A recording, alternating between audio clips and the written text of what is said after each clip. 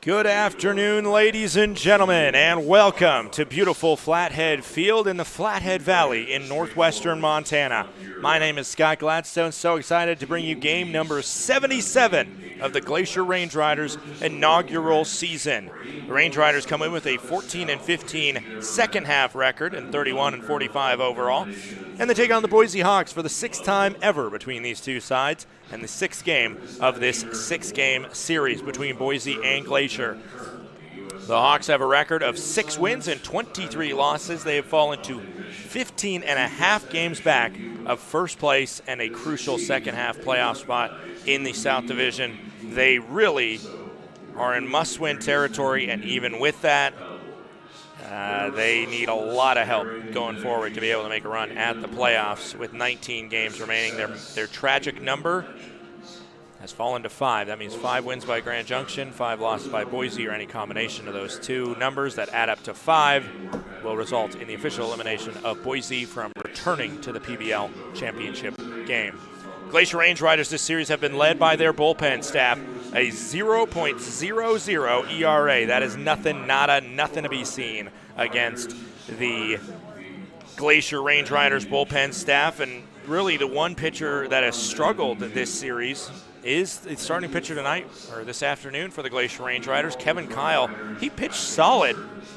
The problem is that the Boise Hawks hit 3 home runs off him to the tune of 5 runs, and that was all she wrote in a 5-3 victory on Tuesday night.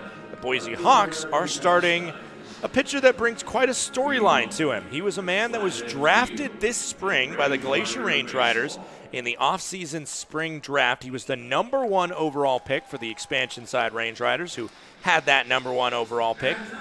And after spending 3 weeks on the road with the team, they let him loose essentially to make room for a new crop of players coming in, but part of that new crop of players coming in was Kevin Kyle, the starting pitcher for the Glacier Range Riders tonight. So a little bit of storyline coming in terms of the battle between the two starting pitchers.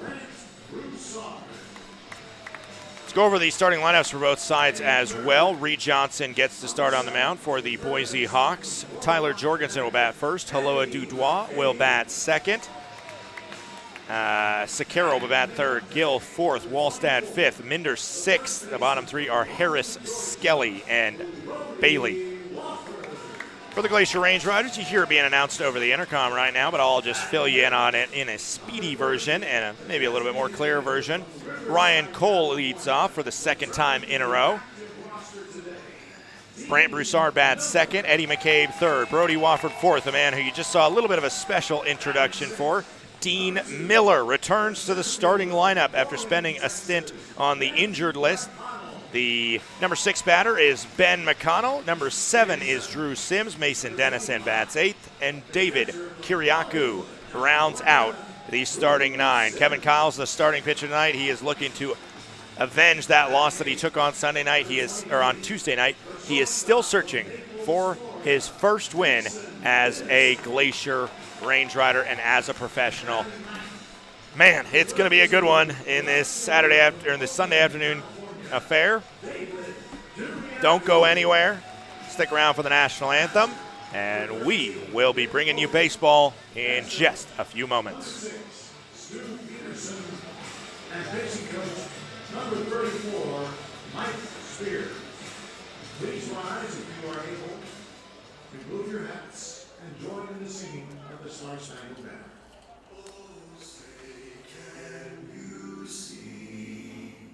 By the dawn's early light, what so proudly we hail at the twilight's last gleaming, whose broad stripes and bright stars through the perilous fight o'er the ramparts we watched were so gallantly streaming,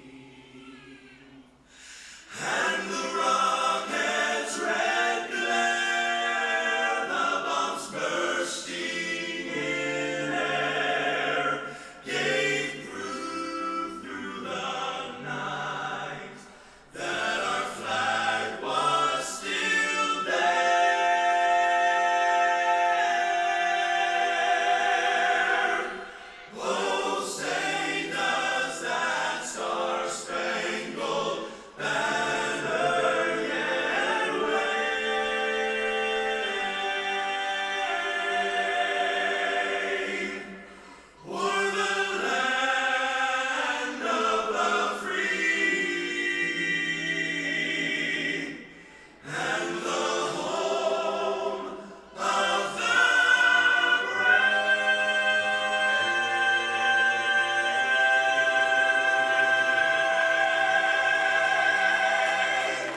Thank you.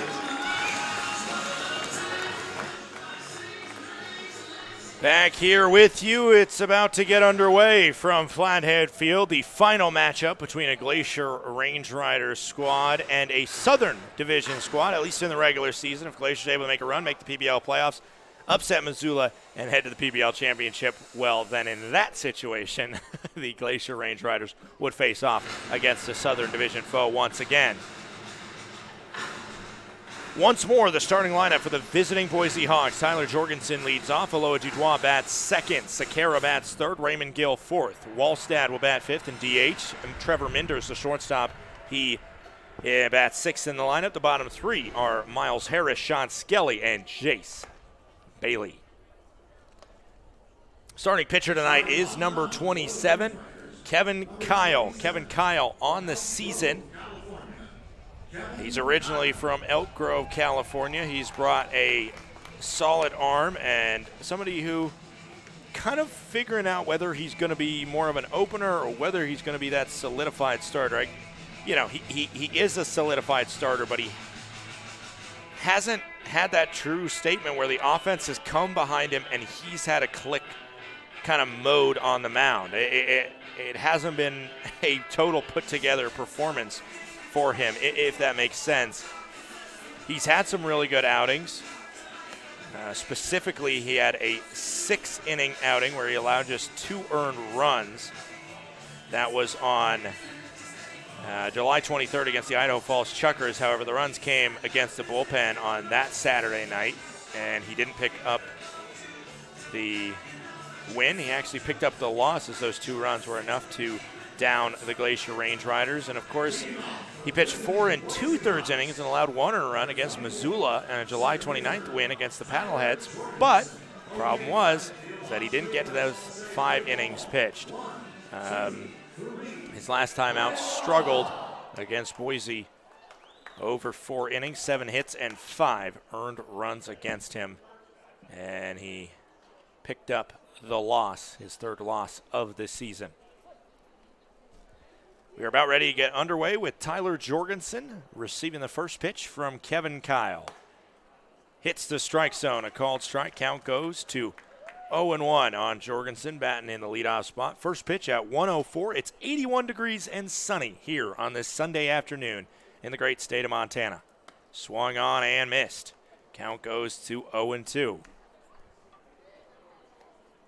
Glacier Range Riders have a 4-game winning streak, all against these Boise Hawks, and I'll tell you what, if they are able to find the win tonight, it would be the longest win in franchise history, longest win streak. This one over to first. Down to field it is Brody Wofford. Kevin Kyle, nice job to cover first base. Brody Wofford, a little bit of a highlight reel to start off his Sunday afternoon. Goes down to his right. He's been kind of in and out of the starting lineup with some niggling injuries, and hopefully he's okay from diving down to go get that one. Didn't look 100% clean, and he's taking a second to kind of walk it off over there, but he is one of the tougher guys in this league to come out and lead the team in home runs with really a fair amount of pain he's been going through. Clearly a solid outing from him. This one's hitting to center field. It's going to fall for a base knock. 2 hops before it gets to Ben McConnell, and Aloha Dudois reaches on the 1-out single. Defensive alignment for the Glacier Range Rider tonight. Catching the balls and strikes is Drew Sims behind the plate. Eddie McCabe is over at third base. Mason Dennison at short. Brant Broussard is the second baseman as Ryan Cash gets another day off. And Brody Wofford's over at first base. Ryan Cole is in left field. McConnell's in center. And David Kiriakou is the right fielder for the Glacier Range Riders today. First pitch misses the zone to Abraham Sakara. A big definition of how Kevin Kyle does. His best outings have been when he's getting those low strike calls from the home plate umpire. So keep an eye out for that. That one specifically was one of those. And that one, another one, a little bit higher than the last one, but deemed to have found the strike zone. Count goes to 1-1. That first ball, that's right around that fringe area. If he can get those calls to go his way, Kevin Kyle, he will have a phenomenal outing. He loves to play around the knees. 1-1. Just what I'm talking about. He'll fire it in there. Plenty. And he's a guy that needs some pity from the home plate umpire to really acquire that command. 2-1. 1 out. This one swung on, lifted into left field. Coming in is McConnell. And McConnell will make the play from center field. It is 2 gone in the top of the first. But that leadoff base hit by Haloa Dutois, or that 1-out base hit by Haloa Dutois, that breaks up a string of 5 straight games, the first 5 games in this series, where the top of the first, the Hawks were retired in order. If they would have gone 1-2-3, it would have been a total of 0 for 18 in the first inning by the Boise batters. That is only kind of the start of their struggles at the plate that we've seen this series, and obviously the series coming into it where they got swept by Missoula. Swung on and missed. Count goes to 0-1. Glacier Range Riders, for the first time in a while, they are not in last place in the PBL North. They are tied for 4th out of 5. Tied with the Great Falls Voyagers. 0-1 coming into Raymond Gill. Called a ball. Count goes to 1-1. Seeing, for the most part, not getting those low pitches to be called strikes for Kevin Kyle. That one swung on, a foul tip. Count goes to 1-2. Our umpires today at home plate, it's Will Stacy. Over at first base, it's Eric Martinez, and Mike Carr is the third base ump. The 1-2 pitch coming in to Raymond Gill. Misses up high. Count goes to 2-2.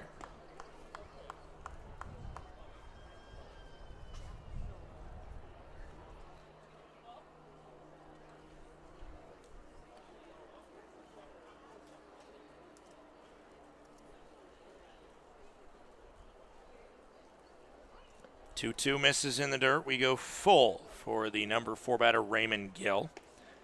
Batted cleanup, I'm pretty sure this entire series, every single game, he's been in the 4 spot and played first base.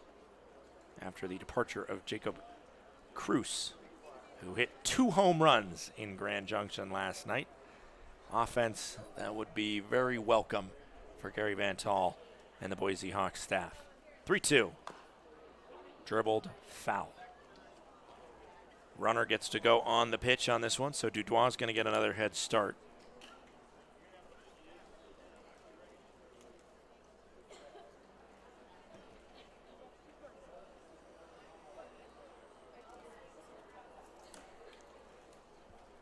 (3-2), 2 outs. Swung on and missed. Kevin Kyles threw his first inning clean. We head to the bottom of the first. Range Riders coming up to bat.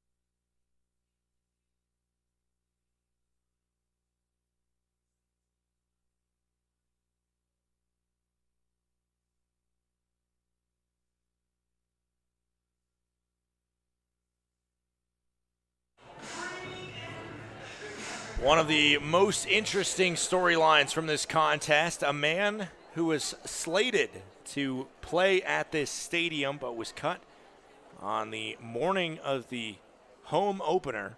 Reed Johnson takes to the mound for the first time pitching at Flathead Field. After Reed Johnson, he actually pitched in the first ever game in franchise history for the Glacier Range Riders. He threw 2 innings, allowed 2 hits, no runs, and had 3 strikeouts in game number 1 all time for the Glacier Range Riders. Missed on the first pitch. That one swung on and missed by Ryan Cole. Count goes to 1-1. Probably a lot of different emotions flowing through Reed Johnson coming here. One of gratefulness, I'm sure, for his professional career starting with the Range Riders, but also got a little bit of edge to you, I'm sure, after getting cut by a team. Count goes to 1-2 after the swing and a miss. The starting lineup for the Glacier Range Riders tonight: Ryan Cole leads off, Brant Broussard second, Eddie McCabe third, Brody Wofford fourth, Dean Miller returns to the lineup, batting fifth. Ben McConnell sixth. The bottom 3 are Sims, Tennyson, and Kiriakou. Count goes to 2-2 as that one misses low and away. Ryan Cole drew 3 walks last night.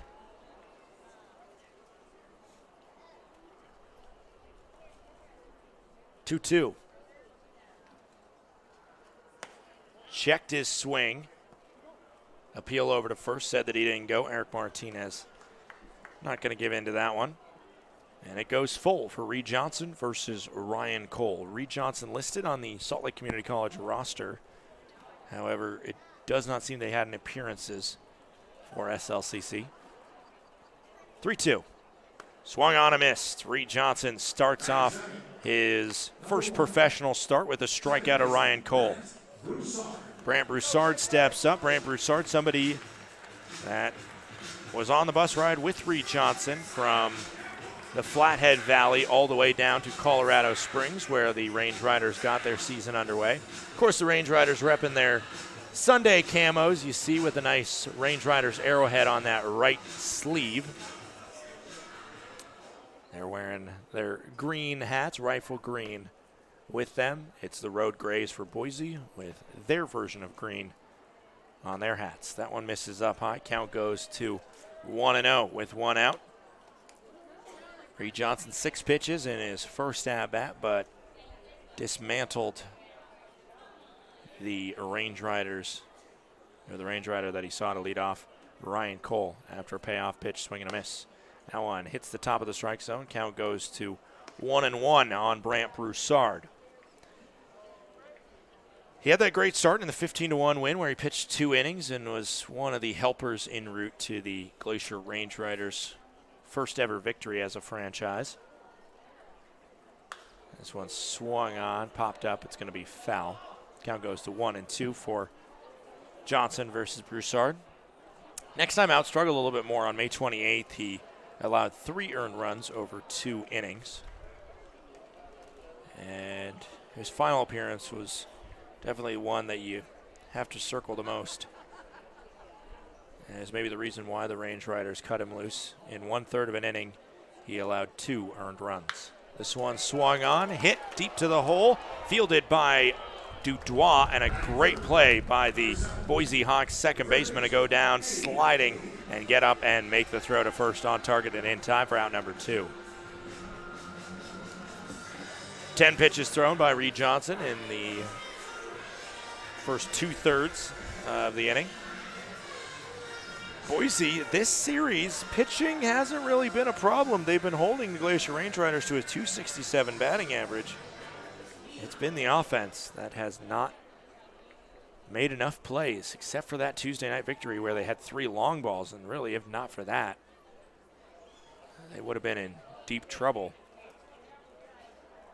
This one swung on, hit to short, fielded by Minder. Minder throws, and it's in time to first base. Johnson retires the side in order. Boise and Glacier tied at 0-0.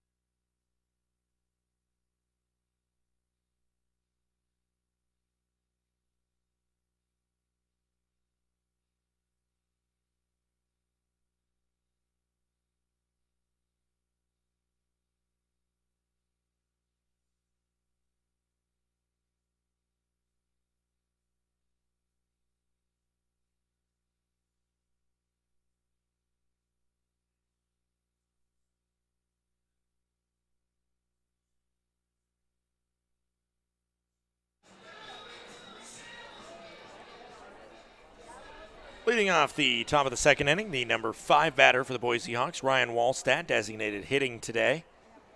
Wallstad, Minder, and Harris due up in this half inning for the team from Idaho's state capital, Boise.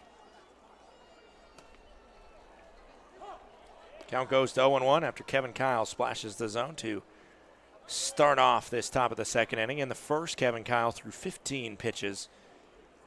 And other than a Dutois hit, it was all she wrote in that inning. That one was roped to Mason Tennyson, who was perfectly shifted to nab that one out of the air for a line out for out number 1. Tell you what, I listened to the pregame interview on the radio broadcast for the Boise Hawks. I listened to that yesterday. I listened to it last night after the game. But yesterday's interview with manager Gary Van Tol, and something that he said, I don't have any reason to disagree with it, is that one hits the batter. Just got inside on Trevor Minder, got him on the elbow pad, I think, and so a hit by pitch will get him to first. Something that Gary Van Tol said was, the Boise Hawks, yeah, they're struggling to get hits, but they do have a lot of hard hit balls. A lot of them that are just hit to fielders. We've seen a couple great plays from Tennyson at short. One of those right there where he nabbed that one and was just shifted into the right position. And, obviously left field, right field's been pummeled a fair amount with hard liners that have just ended up right in the glove. That's a nice pitch. Count goes to 0-1. If that call's going for Kevin Kyle, he's going to start to cook here.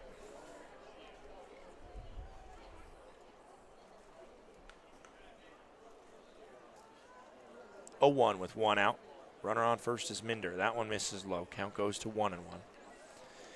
So for Boise, it's hard to change too many things up because you love the fact that you're pounding the ball hard. You just think at some point they're going to start going where defenders aren't. That one misses low and away. Count goes to 2-1.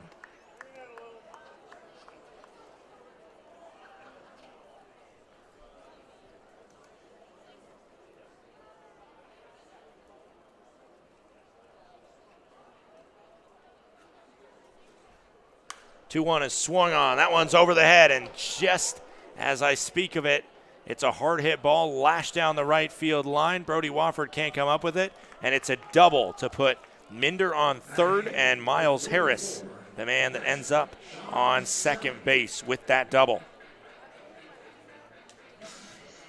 First chance for either side here with runners on second and third with 1 out. Sean Skelly, a sacrifice, could get a run across and give Boise a lead here on the top of the second.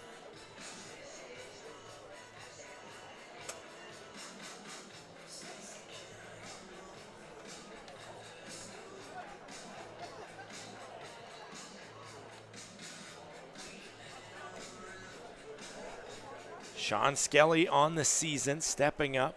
He's a batting average of .206, 6 home runs, and 21 ribbies. Good power in the bat of the Boise catcher.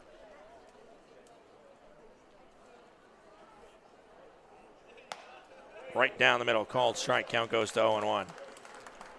Kevin Kyle looking for his first professional win. He's somebody that's used to winning a lot of games, a 15-0 record in 2 seasons at Georgia Gwinnett. His year cut short this year due to injury, though. 0-1. Swung on, up into the air. Should be deep enough to score the run. Over to Ryan Cole at third. Fielded. Minder will run home. The dart in, and it will be just a little bit off target, and that's enough to score Minder from third. It is a sacrifice fly from Sean Skelly. 1-0. Boise takes the lead.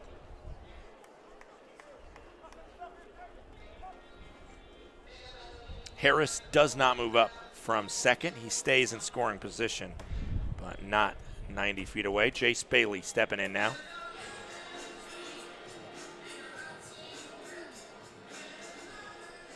Good job from Skelly to recognize what he needed to do, and runs have been hard to come by for Boise, so if it needs to be a sacrifice, then you accept the sacrifice, especially the way that the Glacier offense is playing as they've struggled a fair amount. Hit over to third, fielded by McCabe. McCabe throws, and it'll be on target and in time for out number 3. Sacrifice fly from Sean Skelly scores Minder. Harris's double helped him get there. We head to the bottom of the second, 1-0. The Boise Hawks lead.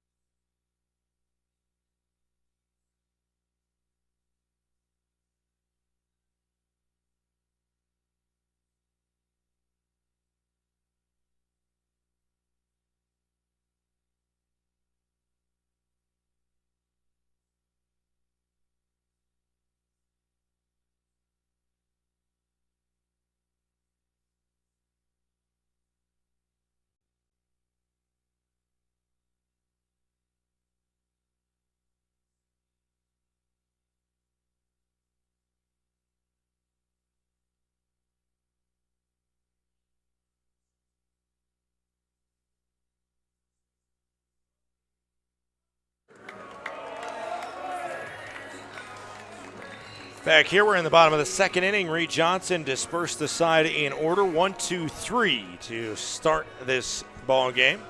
Now Brody Wofford steps up. Wofford on the season.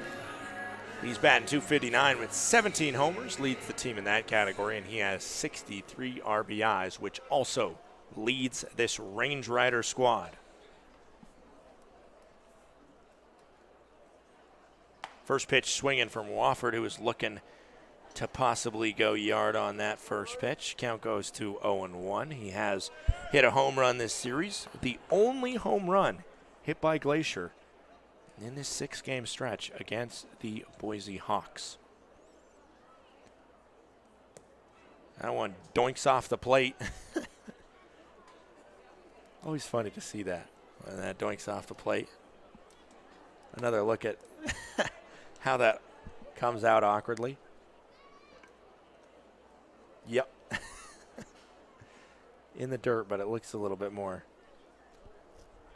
exciting than just a regular dirt pitch that hits the turf and goes right into the catcher. 1-1. Swung on. A high fly ball. Calling off the second baseman Dudois is the right fielder Bailey to make the catch for out number one, excuse me. Dean Miller makes his return to the starting lineup after spending a stint on the injured list of about 2 weeks, a week and a half. And a little bit extra ovation for him, first in the starting lineup and then here. Let's go with the defensive lineman real quick before I talk more about Dean Miller. Sean Skelly is the catcher. Sakara bats third. Minder at shortstop. Dudois at second base.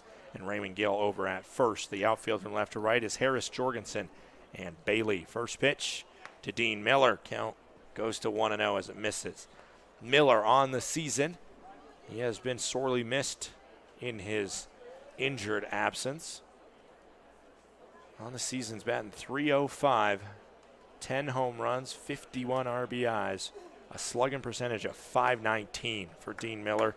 The ball absolutely rifles on his bat, very similar to the type of player that Livingston Morris is.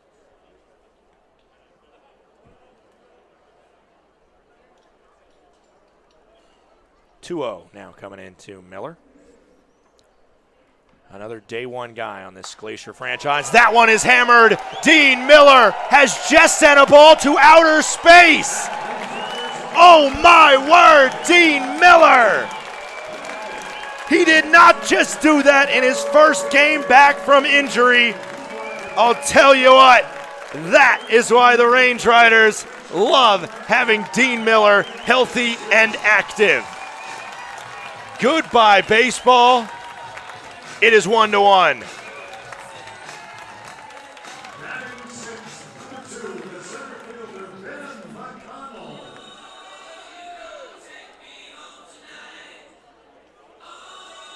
Wow. Oh. I do not currently have my analytics up, so I can't tell you exactly how far that was. I'm going to check in between innings. That one was smacked. 1-1 is our score now as Ben McConnell steps up. McConnell swings and misses to start off this at-bat.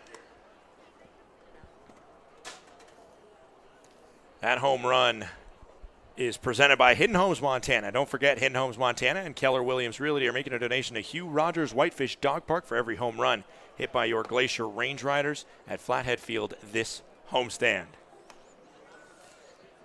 That pitch missed high. Count goes to 1-1 for Ben McConnell, batting in the 6th spot. And tell you what, the 6th hole has been good to him.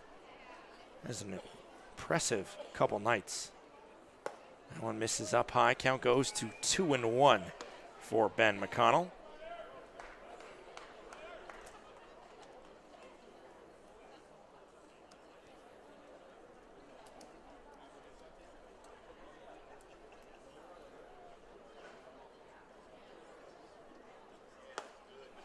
Also misses high from Johnson. Count goes to 3-1.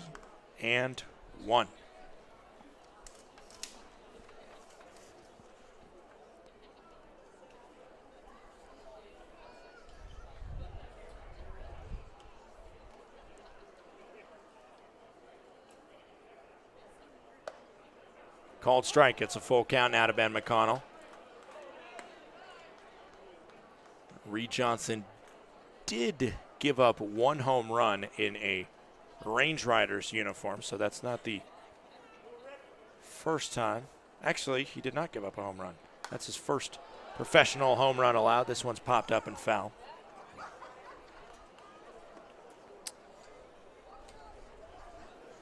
For Dean Miller, that is his 11th home run on the season, 52nd RBI, the slugging percentage of .519 going up a little bit more after that dinger from Miller. 3-2 coming in to McConnell. Swung on, fouled back. McConnell, talk about that first ever game for the Glacier Range Riders. The first man to take an at-bat for this franchise was Ben McConnell, led off on game number 1 of this inaugural season, and here we are in game number 77. And McConnell has rarely had an off day. He's played 73 out of 76 games coming in to this contest. He is the all-time franchise leader in runs scored with a total of 73 times crossing the plate. Another foul ball. McConnell stays alive at 3-2.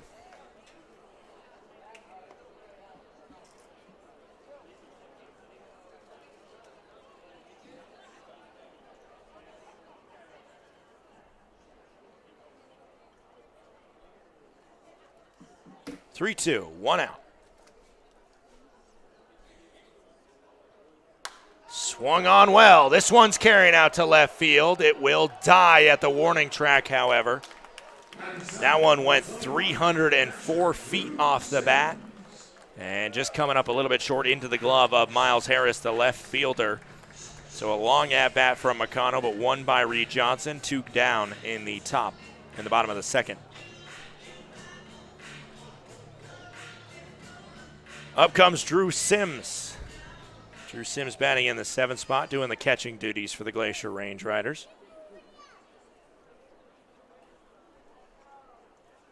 First pitch into the California native. Big swing and a miss from Drew Sims. Count goes to 0-1. 1-1 is our score here after Dean Miller just sent a ball to, I said outer space, but I'll tell you what, he sent that ball to Pluto, really, the far reaches of this galaxy. 0-1 coming in. Foul ball. Count goes to 0-2. Drew Sims this season, batting .245. He's got 2 home runs and 11 RBIs. That first home run of his professional career came on just his second at-bat as a Range Rider.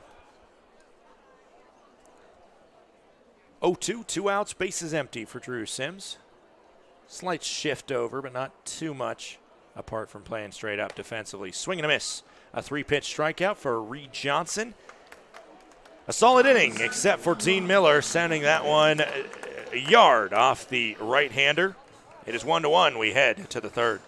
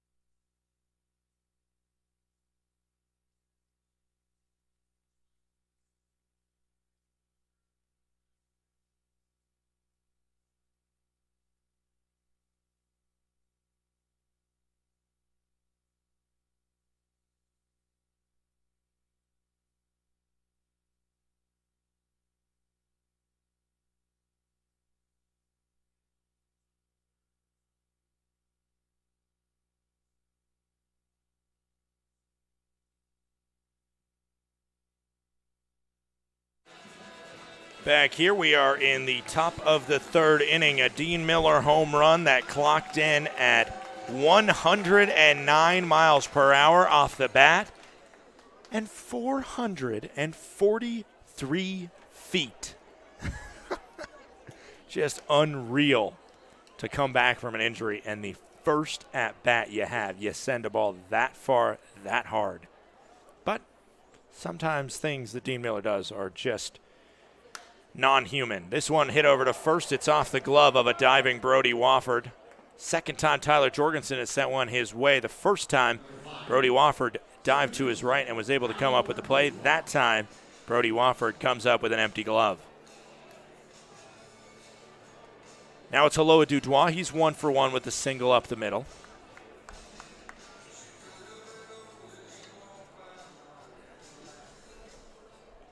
And he's got speedy Tyler Jorgensen on first base. Jorgensen, his second year as a Boise Hawk. The 0-0 into Haloa Dudois. Well, pickoff attempt first. And now, maybe, just maybe, an 0-0 into Haloa Dudois.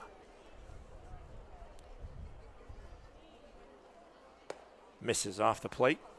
Maybe a pitch out there to possibly snag Jorgensen if he tried to run on the first pitch.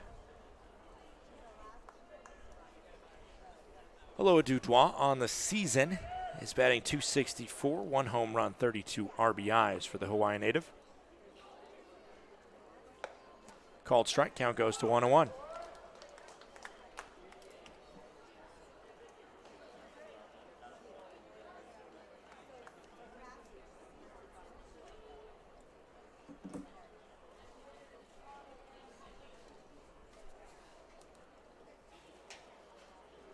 Top of the third here.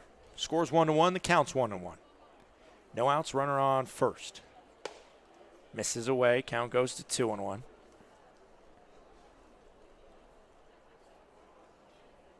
Now clocked in right at 84 miles per hour.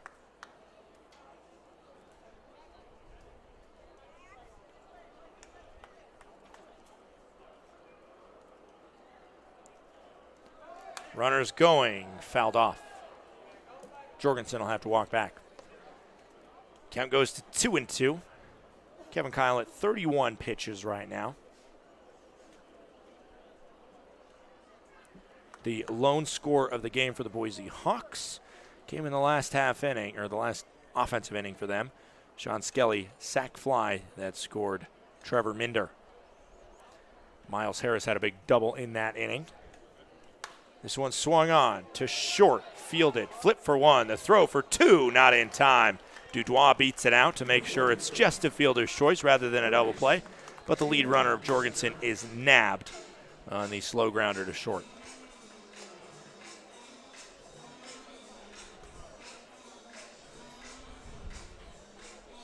Up comes Abraham Sequeira. Juan Teixeira notably getting today off. He has struggled in the last couple games in this series as the Florida native, Juan Teixeira.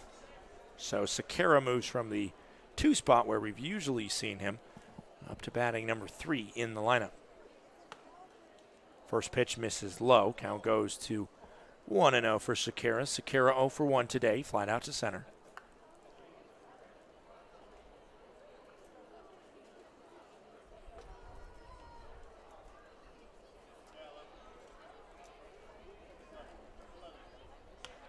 Pickoff attempt over to first is unsuccessful.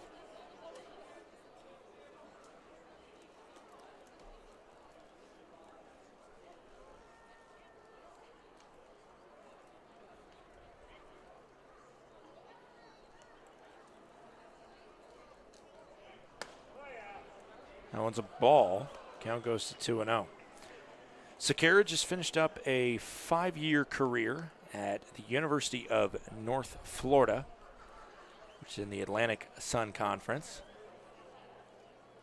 In those 5 years at UNF, as the count will now go to 3-0. For the Ospreys, obviously Sequeira had a lot of success. 5-year career, he batted .266 and had 20 home runs and 99 RBIs. Oh, that's tough. It's tough. One short of the century mark. Get me over pitch does just that, a called strike. Count goes to 3-1 as Kyle tries to avoid giving up his first free pass of the day.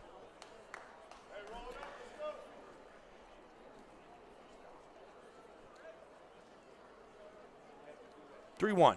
1 out, runner on first in Haloa Dutois. He's running on the pitch. It is a called strike. The throw into second. Got him! Drew Sims with the cannon. It is a called strike to make it 3-2 and a called out at second to make it 2 gone.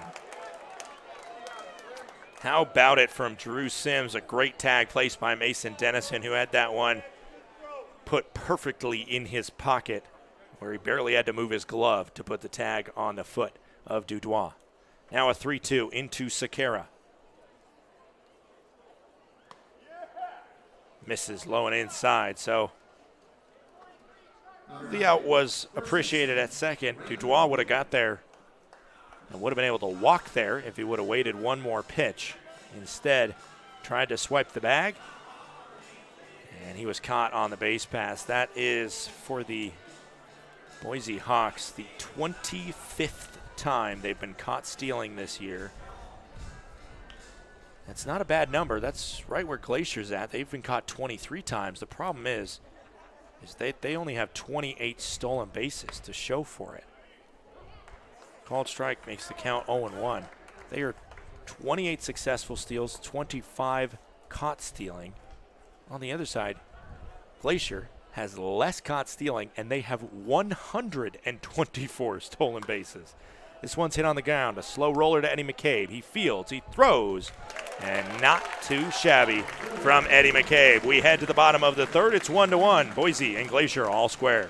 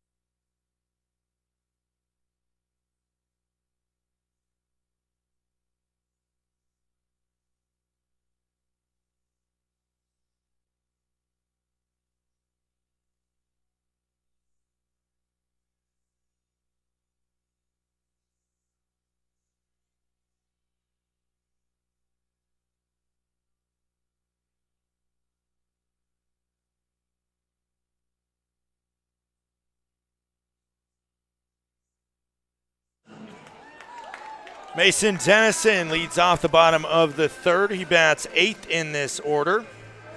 We're going to see 8-9-1 in this bottom of the third. Tennyson, Kiriakou, and number 17, Ryan Cole.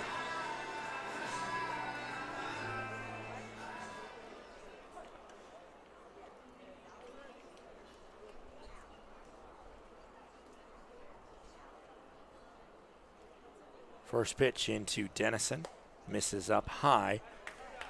Count goes to 1-0. That was the 30th pitch thrown by Reed Johnson, who's looked solid with the exception of Dean Miller, his former teammate, taking him to outer space on the solo blast. 1-1 is swung on, hit over to third, fielded by Sakara, throws, and a nice throw from Abraham Sakara that gets out number one. A fairly slow roller and good speed from Tennyson, so it required a good amount of pace put on it. And now David Kiriakou will step up.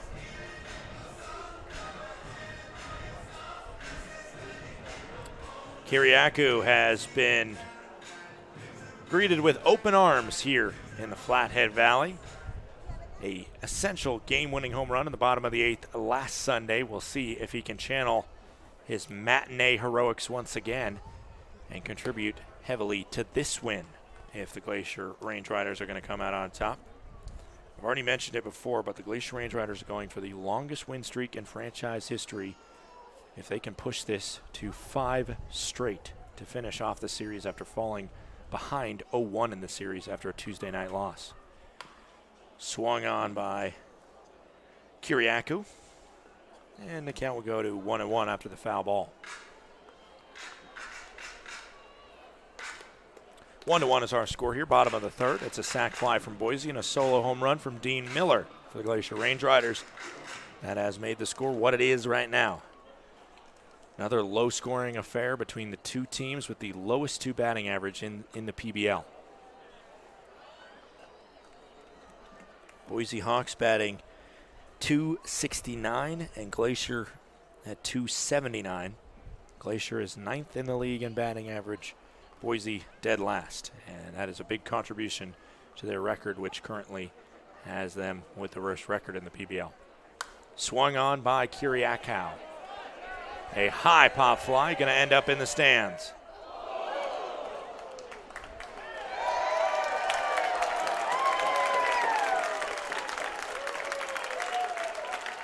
And that's a souvenir.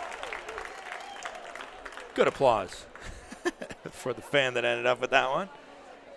That one, I think, it missed the fans that were sitting there, and it ended up below the seat, maybe,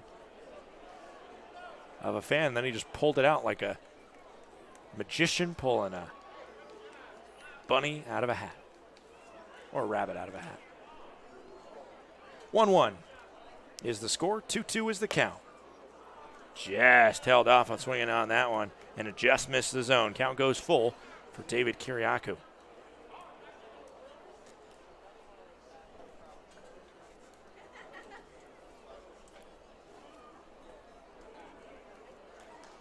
That pitch came in at 87 miles per hour upstairs. And that one also misses upstairs. 86 mile per hour fastball will walk Kiriakou. And that's the first person to actually stop on a base as the only base runner thus far, quote unquote technical base runner, is Dean Miller, who just got to jog his way around the bases.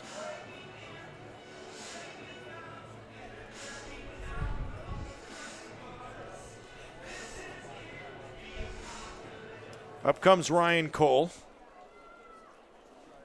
Reed Johnson wearing the number 17 for Boise. He wore number 17 for the Glacier Range Riders as well. Squares to bunt, drops it down. Reed Johnson's going to run over. He's going to field. He's going to throw. It's safe over at first.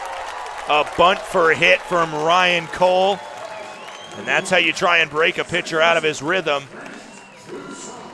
Worst case scenario, you get Kiriakou to second base with 2 outs, but the best case scenario, you bring up Brant Broussard, 2 on, 1 out. Reed Johnson couldn't have done anything much better there, but Ryan Cole placed it where he wanted to place it and hustled to first base to beat out the throw from the starting pitcher. Like I was saying, Reed Johnson essentially would have worn the jersey that Ryan Cole is wearing now.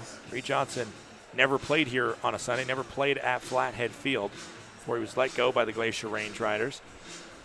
But technically, that jersey, if things would have gone to plan for Reed Johnson, the one that Ryan Cole's wearing should have been Johnson's.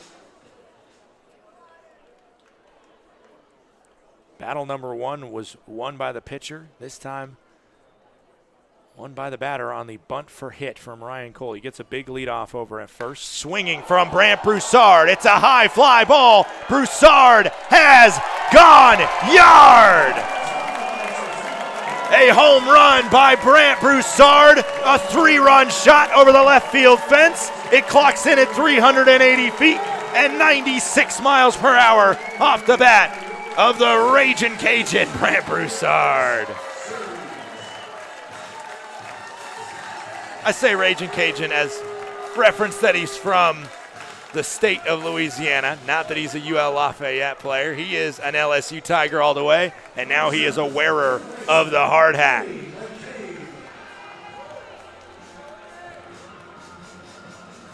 Up comes Eddie McCabe after Brant Broussard hits the second home run of his Range Rider career. Brings in RBI number 30, 31, and 32. Makes it 4-1 in favor of the Glacier Range Riders Again, 380 feet, 96 miles per hour off the bat. The former LSU Tiger. Count goes to 0-1. After that pitch hits the zone for Eddie McCabe, trying to bring an encore in the number 3 role. Love the sunglasses that Eddie McCabe rocks. That one, no swing, and it's in the dirt. Count goes to 1-1, as it misses. That home run by Brant Broussard was presented by Hidden Homes Montana. Don't forget Hidden Homes Montana and Keller Williams Realty are making a donation to Hugh Rogers Whitefish Dog Park for every home run hit by your Glacier Range Riders at Flathead Field this season. That's a foul ball. Count goes to 1-2.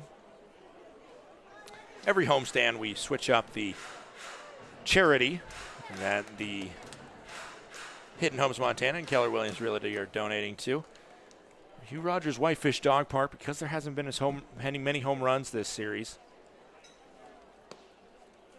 Haven't got as many as Glacier National Park Conservancy did when we started this partnership. And Brody Wofford went absolutely berserk, cashing all sorts of checks to the GNP Conservancy. This one swung on. It's a high fly ball to shallow right field. Coming in is Jace Bailey. He'll pluck that one out of the air for out number 2. Of course, whether you're a Flathead Valley resident, whether you're across the country, every time we mention these charities, we encourage you to go search them up on Google, see what they do. Maybe you make a donation yourself, or maybe you contribute some way into those charities, because really they do a lot of great things for the Flathead Valley, and we want to continue helping them help the people and the animals in this community, as this is Hugh Rogers Whitefish Dog Park. Up comes Brody Wofford. Reed Johnson getting a little bit of what Kevin Kyle got on Tuesday. Just 2 scoring plays against him, but both long balls. That one's a called strike. Count goes to 0-1 against Brody Wofford.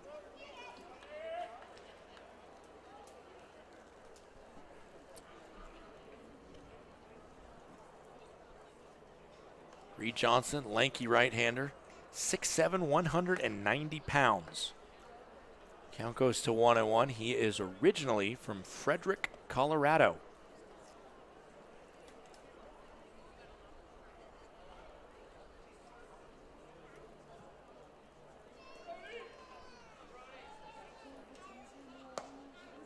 In the zone, a called strike. Count goes to 1-2. For the most part, if you don't know where a town in Colorado is, if it's not something you've heard of, like Colorado Springs or Aspen or Breckenridge or something like that, it's usually a Denver suburb. Oh, that one misses. Almost a punch out there. I thought it found the zone. Count goes to 2-2 though. And Frederick can be recognized as a greater suburb of the Denver area, although a good distance up north to the Fort Collins metropolitan area. Swing and a miss. And that does it for the bottom of the 3rd inning. However, Brant Broussard, he goes yard, makes it 4-1 in favor of the Glacier Range Riders with his 2nd home run of the season.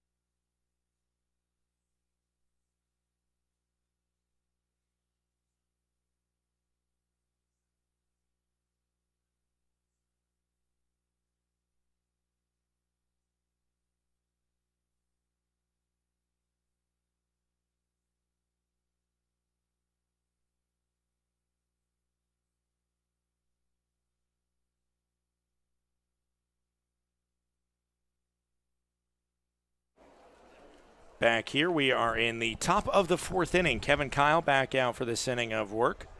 4-1, a lead now to work with for the right-hander, and he smacks the strike zone on an 85-mile-per-hour fastball to make the count 0-1. How about it from Brant Broussard that last inning? 96 miles per hour off his bat, put it 380 feet and into the bushes to the left of our scoreboard here at Flathead Field. Made it 4-1 in one swing of the bat. The hits are 3-3. No one misses low. Count goes to 2-1. Ryan Wallstad leads off this inning as we're going to get 5, 6, 7. Wallstad, Minder, and Harris.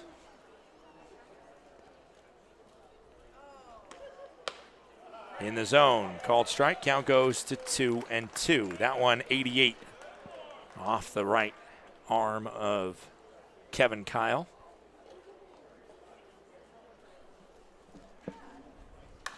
Swung on. I think that might have hit off Kyle. Then Tennyson bobbles it. The throw safe over at first. We'll see if that one goes down as an error on Mason Tennyson. He's made just one error as a range rider this season, and that one did take a couple touches.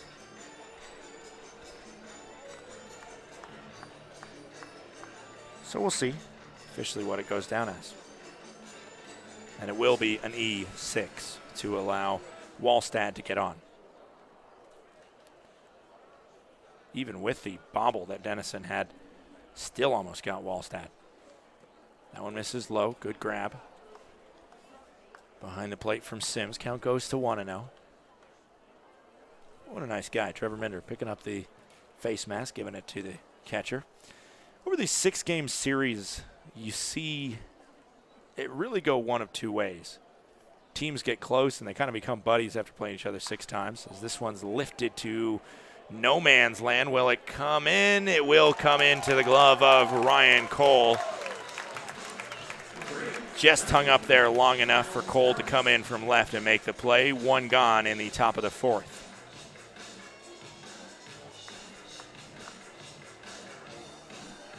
Up comes Miles Harris. He doubled his first time up. Didn't pick up any other stats than the double because his man on first, Minder, had to wait there, make sure it wasn't caught by the first baseman. This is just over the head of Brody Wofford. Like I was saying, in these 6-game series, teams see a lot of each other, and it's sometimes a lot of animosity builds up, and sometimes they become, good pals. Especially people, if it's a nice first baseman that likes to discuss with people, then they have a good time talking. This is a high fly ball. I didn't see where that hit.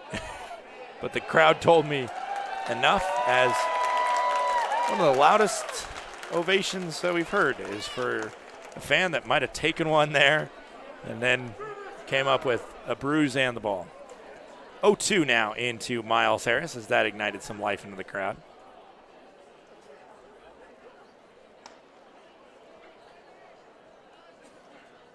Misses, up and away. Count goes to 1-2. That was pitch number 50 for Kevin Kyle. Working at a pretty good pace thus far. His defense has helped him out, and he's limited damage against, specifically runners on second and third with 1 out when Harris doubled. This one's popped up, and it's a foul ball. Count stays at 1-2. Runners on second and third, 1 out. To only have 1 run come across against you in that situation, that's a win if you're the pitcher. And right now, Kevin Kyle gets to work with a lead. Count goes to 2-2. Searching for his first professional win. If he can keep the Glacier Range Riders in front here for another at least 1.2 innings for himself. 2-2. 1 out. Runner on first. Swung on and missed. Big strikeout from Kevin Kyle to get 2 gone in the top of the 4th. with the E6 in this half inning. That means that any runs coming across will not count against the resume of Kevin Kyle. But again, like I said, Kevin Kyle, of course he loves his ERA going down, but what he would love even more is his first professional dub.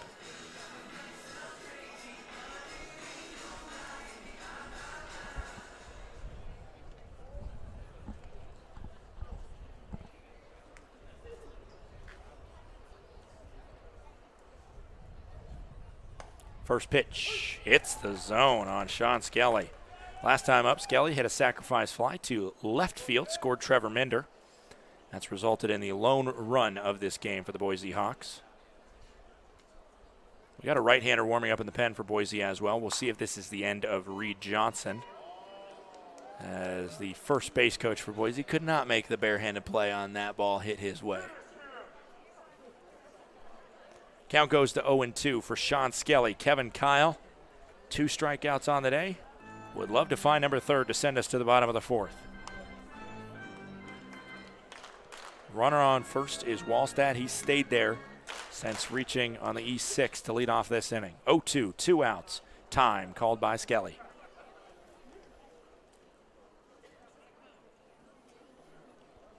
The Boise Hawks, after this game today, will take the long bus ride down to Idaho Falls, where they play another series against a North Division foe. Swung on, it's hit well, but it is foul.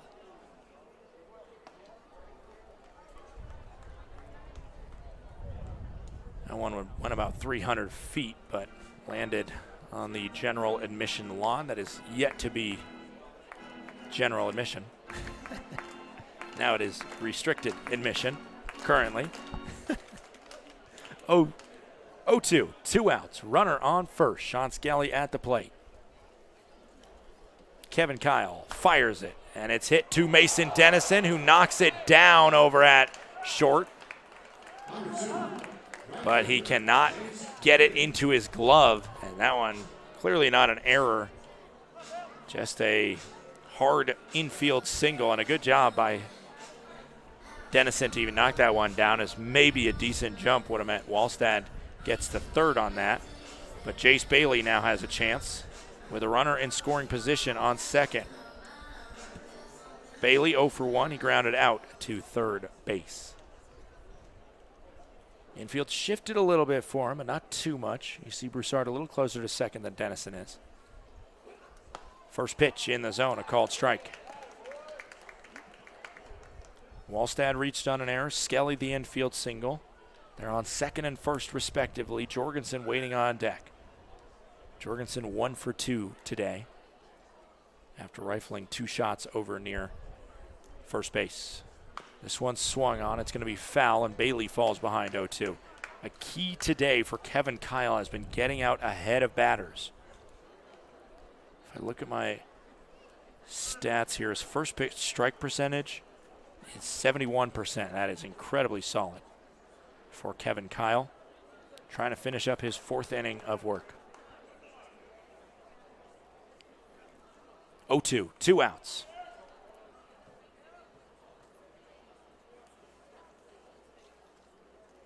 Swung on and missed. Kevin Kyle, 2 get on, but 2 are left on. We head to the bottom of the 4th. It's 4-1. Glacier leads.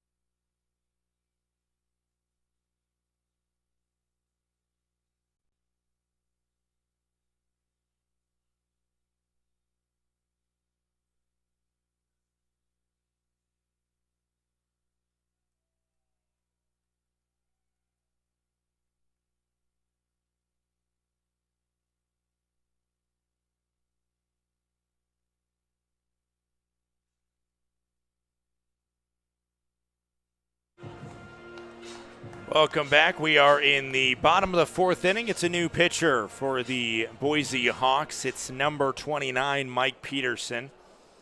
That brings the end of the day. As that one misses to Dean Miller. Count goes to 1-0. Brings the end of the day to Reed Johnson. I'll read his final line in a moment. Mike Peterson stepping in now. Solid player, finished up his collegiate career at Western Oregon University. As a senior in 2021, he was named the Great Northwest Athletic Conference Pitcher of the Year. Had a 6-0 record in 49 innings on the mound, a 3.31 ERA, 35 strikeouts, and 13 walks. Not too shabby for Peterson. That one swung on by Miller. Another base hit from Dean Miller. That one launched off his bat at 110 miles per hour, even faster than his home run ball was launched. Well, sure Nick Hogan is quite thrilled that Dean Miller is back. 2-for-2 day, a 443-foot bomb, and now a lace single up the middle. Up comes Ben McConnell with a runner on first and no outs. Swings on it, a high fly ball down the left field line. Looking up is the left fielder. A little bit of a heart-in-mouth moment there, as it looked like Harris might have lost that one in the sun, and we have not seen Harris in the field at all. And he's listed as a catcher on the roster. I did mention yesterday, though, that he's played all over the place, all over the infield and the outfield. Very versatile defensively, but there's probably also a reason that we've seen him at designated hitter is because maybe Gary Van Tol thinks that he has better options at fielder. Given Juan Teixeira, the usual number 3 batter and right fielder, the day off today, though. And that has brought Harris into the outfield. And like I was saying, just a little bit sketchy over there, as didn't know for sure if he was locked into the ball. Drew Sims has a 1-0 count with 1 out.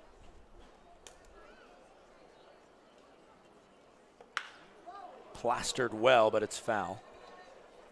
Count will go to 1-1. That one came off Drew Sims' bat at 90 miles per hour. For Mike Peterson, the relief pitcher here, originally from Pullman, Washington, did play a brief stint with the Sioux Falls Canaries earlier this season,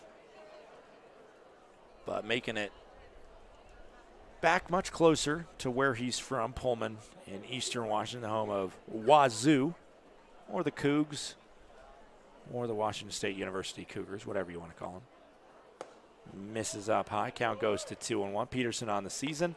This is his 8th appearance. Does have 2 starts, a 6.43 ERA, 0 wins, 2 losses. And he has 9 strikeouts to 5 walks. 2-1. Swung on by Sims into shallow center field. Jorgensen coming on to it. He's locked in and grabs it for out number 2.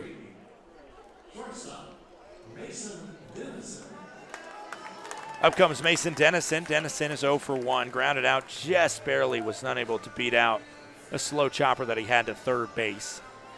Final line for Reed Johnson in his first outing as a Boise Hawk and his return to the stadium that he almost called home.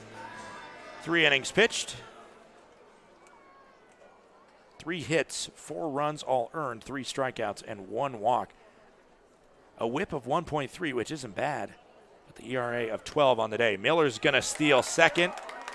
He's in there successfully. How about it from Dean Miller? Showing he can do it all tonight. Stolen base puts him in scoring position. Clearly a lot of pop in his bat with exit velos of 109 and 110 today, but being able to swipe some bases as well for the power hitter. That is his 11th steal on the year. Been caught just 3 times. Tennyson whacks that one the opposite way. It's foul down the right field line.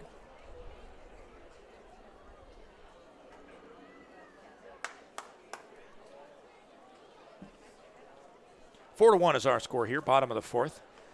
You can expect to see Kevin Kyle maybe come out for one more inning, as we're getting very casual warm-ups by, I think, Brett Barnett in the bullpen. But I'm an advocate of bringing Kyle out. He's looked solid. Called strike there in the upper part of the zone. Count goes to 1-2 on that 89-mile-per-hour fastball.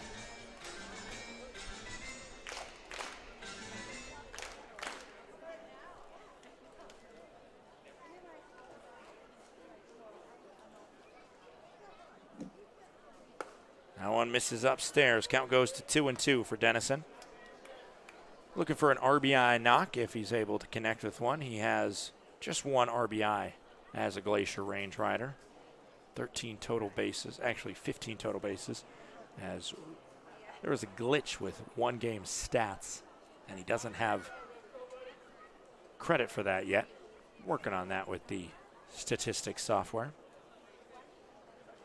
In that game, he was 1 for 4 with a double, so he's short on a double on the official stats as well. 2-2. Misses. Peterson started to walk to the dugout. Had to come back. In our true strike zone, that one registered as a strike. Just glanced the lower inside corner of Tennyson. Instead, we go 3-2, 2 outs, the pitch. Strike 3 on Mason Tennyson. We'll take you to the inning break, and we'll take you to it on a slow-mo replay of that strike, and you can deem for yourself where it was in the zone.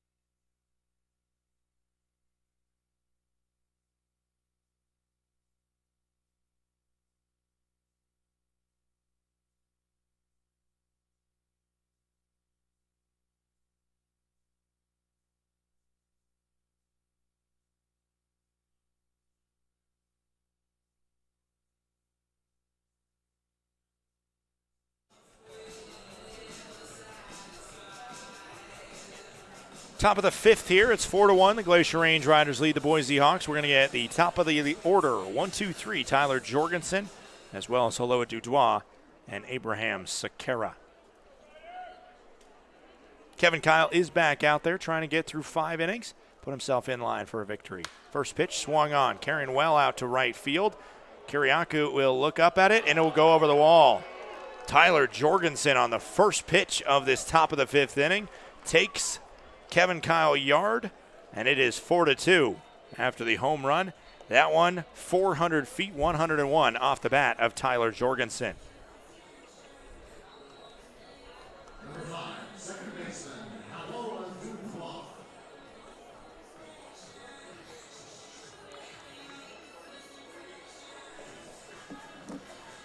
4-2 now. We're going to have a conversation right away.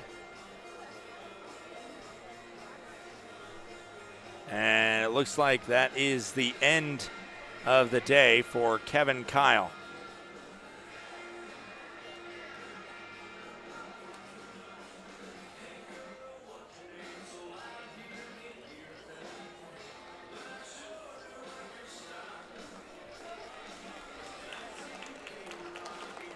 Good ovation for Kevin Kyle, but unfortunately for him, he's going to come up short of picking up his first professional victory as he has not pitched the minimum innings required. But still, a great battle from the Glacier starter. He's going to finish with a final line of 4 innings pitched, 5 hits allowed, 2 runs, both earned, 3 strikeouts, 3 walks, a hit by pitch as well. First pitch from Brett Barnett misses the catcher. And we're going to let him warm up, and I'll come back and I'll tell you about him. Don't go anywhere. Brett Barnett coming in to pitch after the solo blast from Tyler Jorgensen.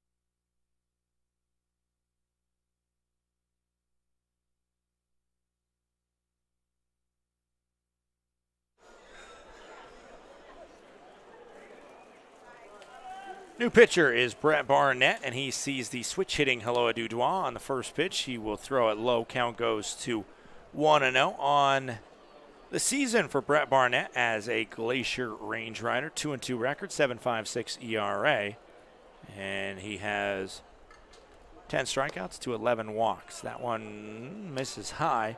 Looked to be a similar location to where Mason Tennyson was called out on a strike 3 looking. But Barnett not getting the call, falling behind 2-0. That one does find the zone. Count goes to 2-1. 5 years as a jackrabbit for Brett Barnett, the left-hander. He had 6 wins in that time, a 4.28 ERA, over 74 appearances, just started 2 games, almost exclusively a relief pitcher.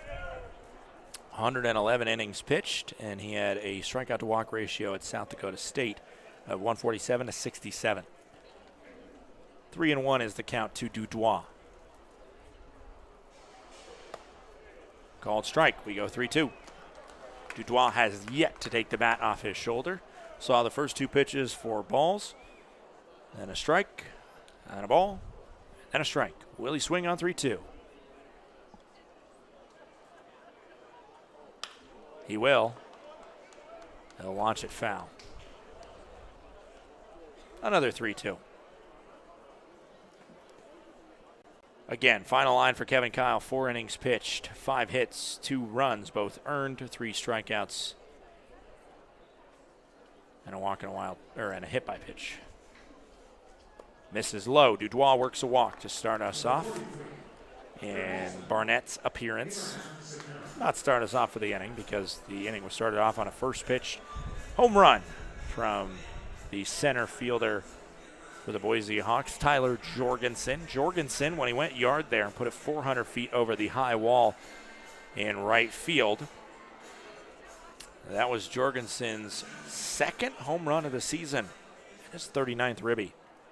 Tying run now stands at the plate for the Boise Hawks, still within striking distance here.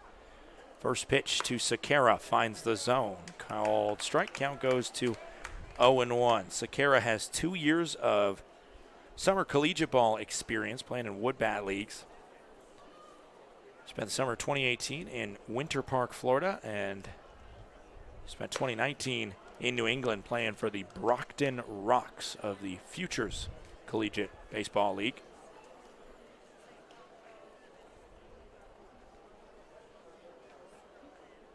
His best summer collegiate season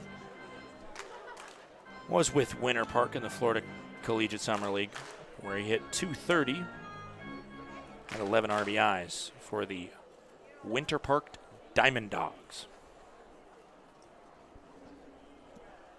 1-1, swung on. Slow grounder, going to be a tough play for Eddie McCabe. He'll field, he'll throw, and it's beyond the first baseman. I believe that one will be an infield single, as it would have been a close play, possibly been able to beat it out there. As you see, would have been close for Sakara. It was too much of a slow roller to determine for sure, but definitely an error to advance the runner Dudois to third. Now the tying run is on the base pass for the Boise Hawks. No outs here in the top of the 5th inning.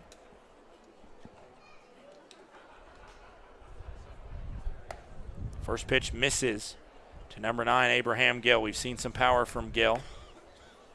He's hit 2 home runs in this series. Officially, that will actually go down as an E5. Not a hit and then an E5. That was me just trying to look at the replay and see for sure what happened. It'll go down as Sakara reaching on the error all the way. Just the second error that Eddie McCabe has had as a Glacier range rider.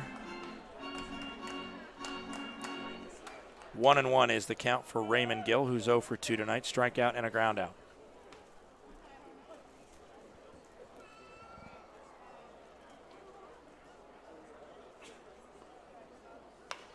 Foul ball. Count goes to 1-2.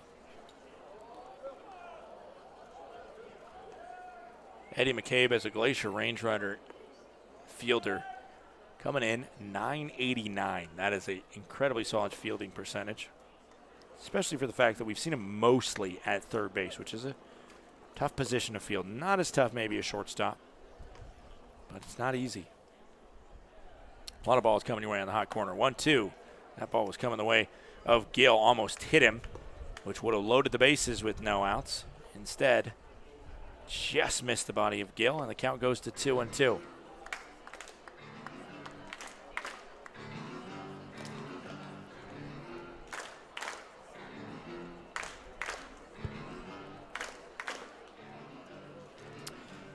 No outs. Dudois on third, Sakara on first. It's a 4-2 contest. Could change in one swing of the bat. Swung on, laced down the left field line. It might change in one swing of the bat. On his high horse, Sakara gets the stop sign at third base. RBI double from Raymond Gill. It is 4-3. The tying run's 90 feet away, and there is still no outs in the top of the 5th inning.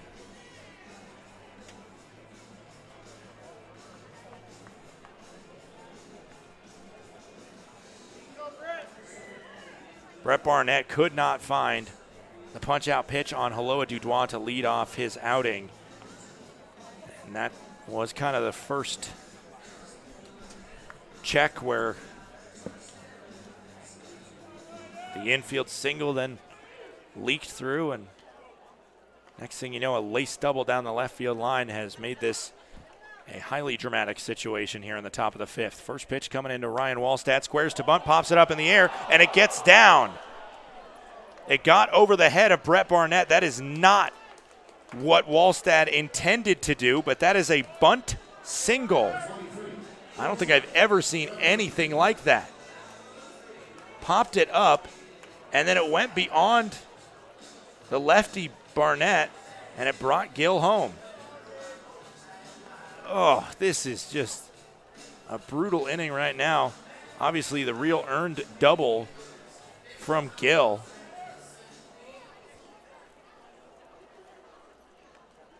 But other than that, it's been a walk, an infield single, or an infield error, actually, is what it was officially scored as. And then that, which was for Wallstad. Usually in that situation, you're going to get chewed out if you go to the dugout. But somehow, crazy things happen in this sport, and it falls, and it ties the game at 4 apiece on the bunt RBI single. This one's hit over to short, fielded by Tennyson. The throw for 1, the throw for 2, scooped off the dirt. A very impressive double play, which swings the pendulum back quite a ways, because Gill moves up to third, but there's no sacrifice to get him home because 2 outs just were recorded on 1 pitch. Sorry, I'm still catching up here, trying to think about that bunt single. That pitch misses low. Count goes to 1-0. That was Minder that grounded into the double play there. Nicely turned Tennyson to Broussard to Wofford. There's a swing and a miss. Gill now waits on third for Miles Harris at the plate. Lefty-lefty matchup between Barnett and Harris. Go-ahead run, waiting at third. Boise trying to cash in. That one misses. Count goes to 2-1. Boise, we've seen the offense struggle so much in the past week. They have 7 hits today against the combination of Barnett and Kyle. Smacks the zone. Called strike. Count goes to 2-2.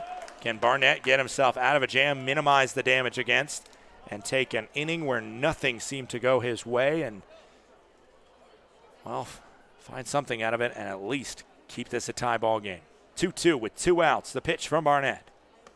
Fired inside, nearly missed, nearly hit the body of Miles Harris. Just barely missed it. Count goes full for Harris. 3-2, 2 outs.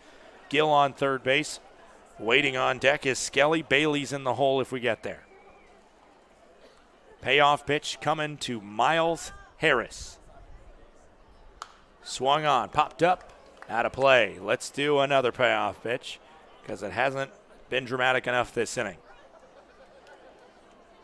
4-4 is our score here. 2 home runs by the Glacier Range Riders. And Boise, who has really had their whole offense be around home runs this series, they've found a way to make it work on the most unconventional plays possible. 3-2, 2 outs. Called strike 3.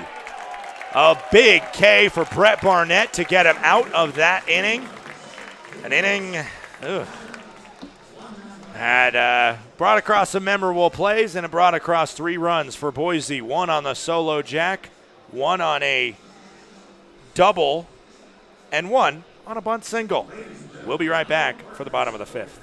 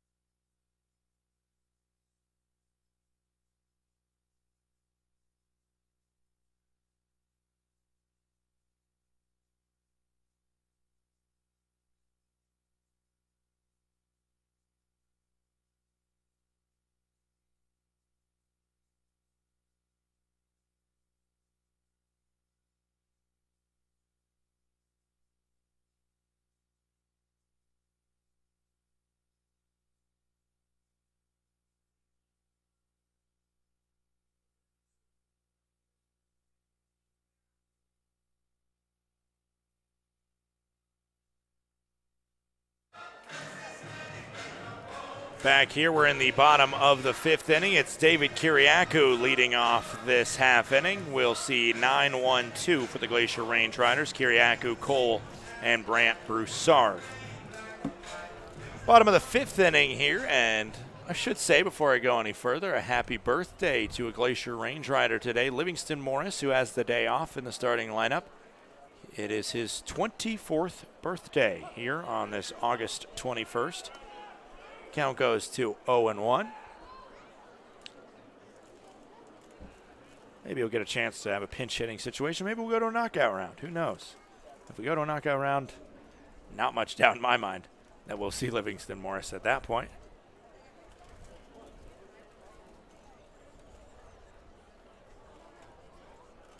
One. Foul ball. Ooh, good bare hand snag by a Boise Hawk there.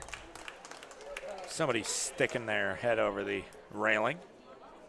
Launched the handout, saved a teammate who maybe was less ready to receive. 1-2 is the count to David Kiriakou. Kiriakou walked his first time up. Called strike. And it is Kiriakou out looking. Number 17, left fielder. Mike Peterson out for his second inning of work.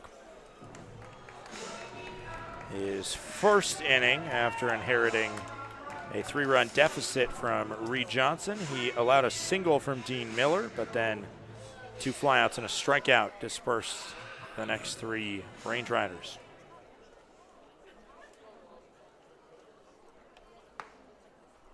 Called strike. Count goes to 0-1.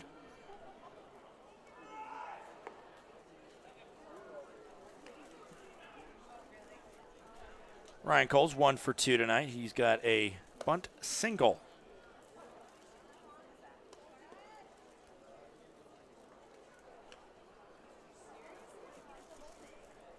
Oh and 2 is the count now.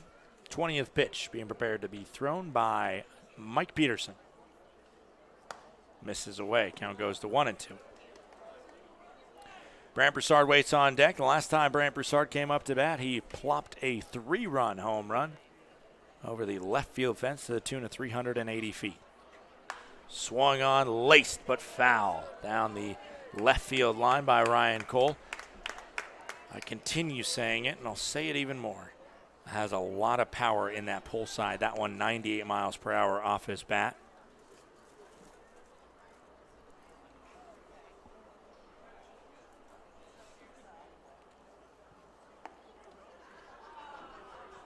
That one is hammered to left field, but Harris makes the catch on the run. Yet again, Ryan Cole rifles a ball to an outfielder, and 2 are gone in the bottom of the 5th. That one 101 miles per hour off his bat. Sheesh. It sure does carry. Brant Broussard stepping up now. He's 1 for 2 with that home run his last time up. That looked like it may have put Glacier ahead comfortably, but Boise charged back with 3 runs in the top half of this inning. Fooled on that pitch low. Count goes to 0-1. Glacier Range Riders, when they hit home runs this year,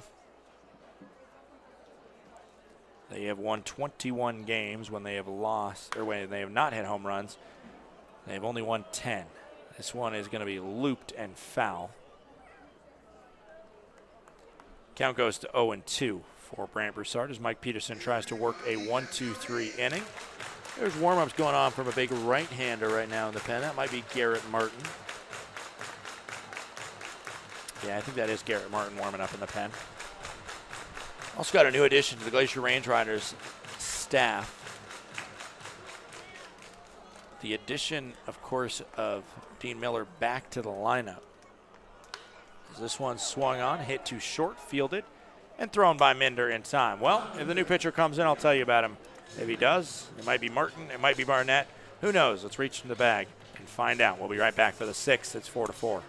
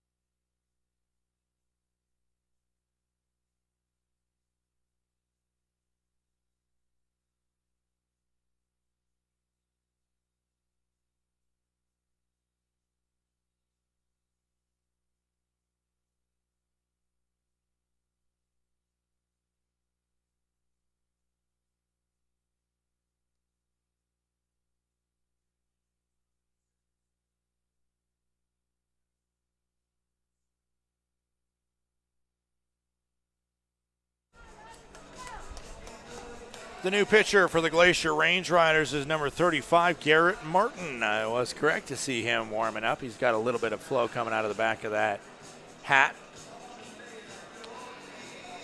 And he also is a fairly tall pitcher, 6'4", 240 pounds. Started this season in the Northwoods League with the Battle Creek Battle Jacks. Gypsum, Colorado native. The second Colorado right-hander that we've seen pitch in this contest today as Reed Johnson, Colorado native, got the start for Boise. First pitch misses low. Count goes to 1-0. Martin has a small sample size this season in terms of his professional pitching career thus far, but he's trying to right some wrongs as it has been a rough start for him. 16.20 ERA in 3 appearances, 3 1/3 innings pitched, 6 earned runs against him. But last time out, he threw a blank inning. That one is hit to left field, and that one is gone. A home run from Sean Skelly has given the Boise Hawks the lead. That one, a 389-foot blast. The third home run given up by Garrett Martin this season. And it makes it 5-4 Boise. What a cannon off the bat. 99 miles per hour. And neither Ben McConnell or Ryan Cole had a chance to climb the wall and rob that one.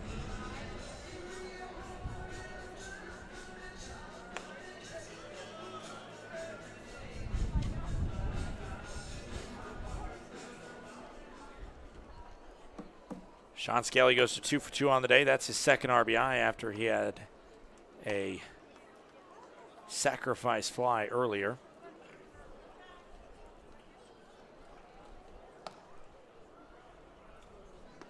And once again, Garrett Martin falls behind 2-0. Jace Bailey is 0 for 2 tonight. He struck out swinging his last time up. Foul ball makes the count 2-1. 89 miles per hour on that fastball in from Martin into Bailey. 5-4, Boise leads now.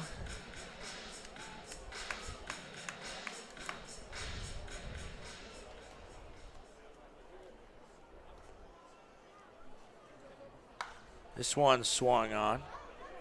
Carried out to center field. McConnell coming in. And McConnell grabs it for out number 1.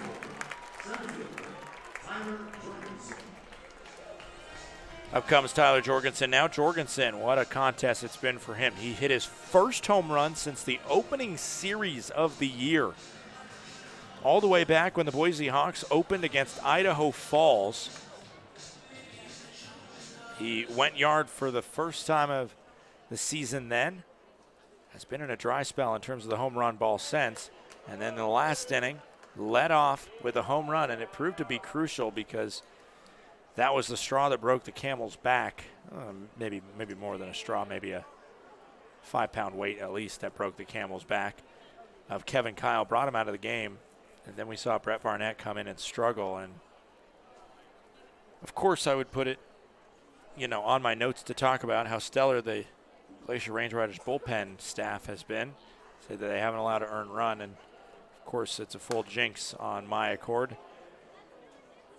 As soon as I mentioned that, whoever was going to come in out of the bullpen was kind of sealed in their fate.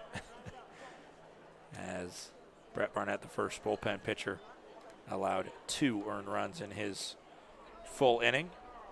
That one hit off the plate, and I think it hit the throwing hand of Sims, and it did not feel good. Immediately Nick Hogan out to check on him. And Sam Conrath, the trainer for the Glacier Range Riders, right behind Hogan.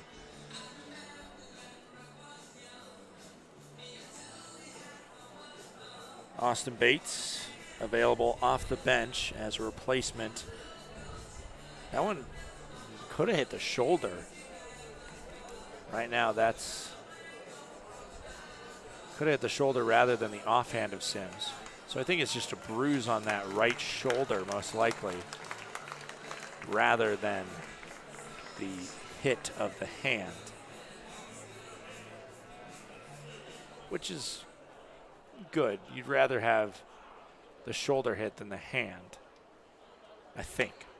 Misses off the plate. Count goes full for Tyler Jorgensen. 3-2, 1 out. Nobody on for Jorgensen. The payoff pitch upcoming.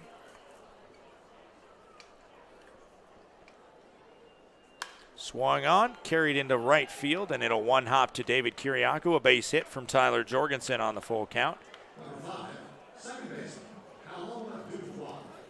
And now Haloa Dudois will step up. Dudois 1 for 2, single and a walk for Dudois. He also reached on a fielder's choice. We're going to have a conversation with Nick Hogan and Garrett Martin. Infield's coming in.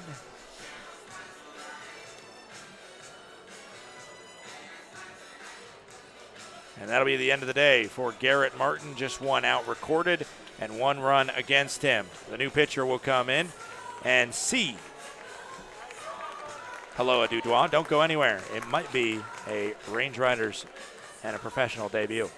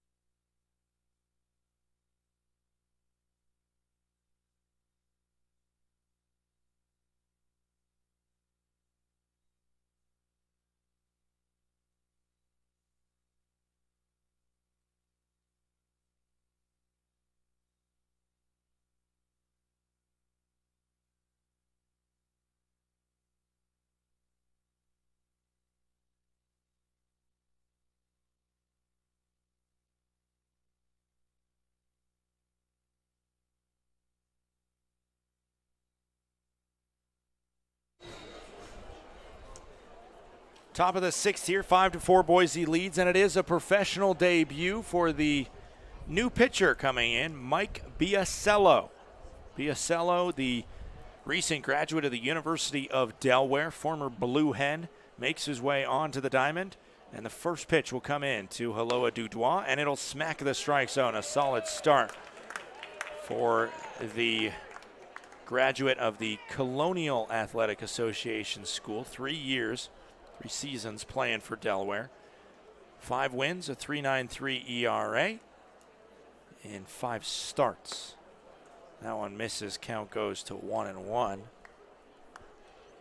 For Biasello, he had a total of 105 strikeouts as a Blue Hen to 41 walks.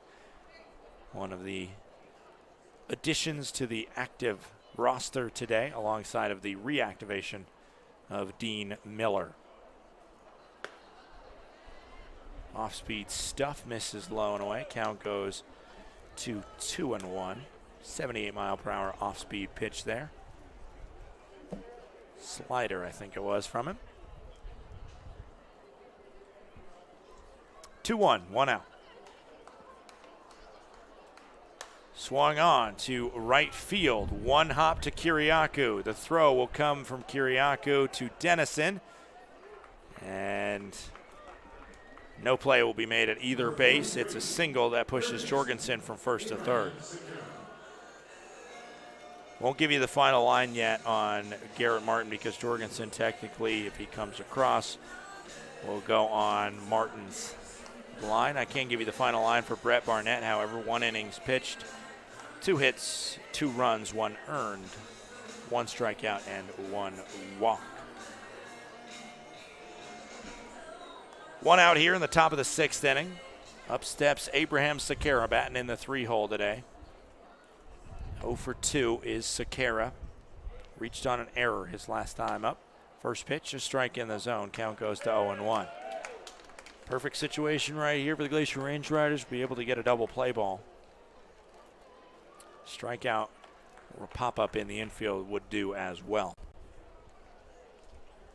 0-1, 1 out. Misses off the plate. Count goes to 2-1. Or 1-1, excuse me. Yeah.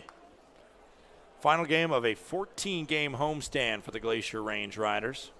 Started off with 2 against Billings and 6 against Great Falls, and now they're finishing up their 6th contest against the Boise Hawks. In the zone, a called strike. Count goes to 1-2. On deck is Raymond Gill. Gill with a nice lace double his last time up.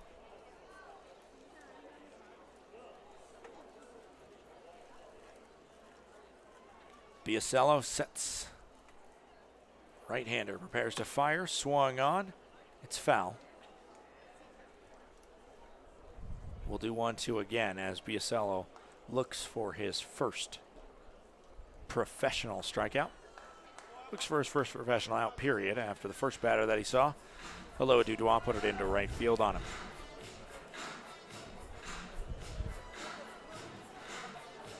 One, 2, 1 out.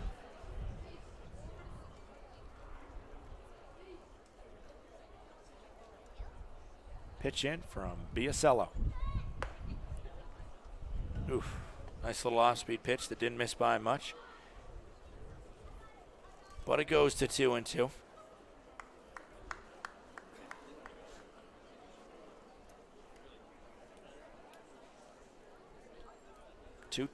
Two on. They're on the corners with 1 out. Swung on, popped up. Broussard backing up.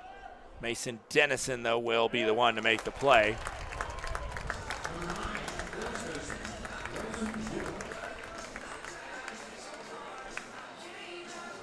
And like I said, double play is the best option. A pop out, that'll work too. There's no way Jorgensen's going to come home from third on that one. And now a sacrifice won't do the trick. Raymond Gill needs to come up with some contact to bring Jorgensen across. Last time up, doubled down the left field line.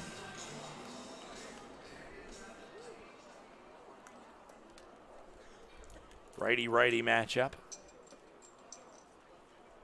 Biasello fires first pitch, popped up. A high fly ball down the first base line. Foul, out of play. Kiriakou as well as Brant Broussard. No chance at it. Count goes to 0-1. Solo home run by Sean Skelly is the difference in this contest right now. Skelly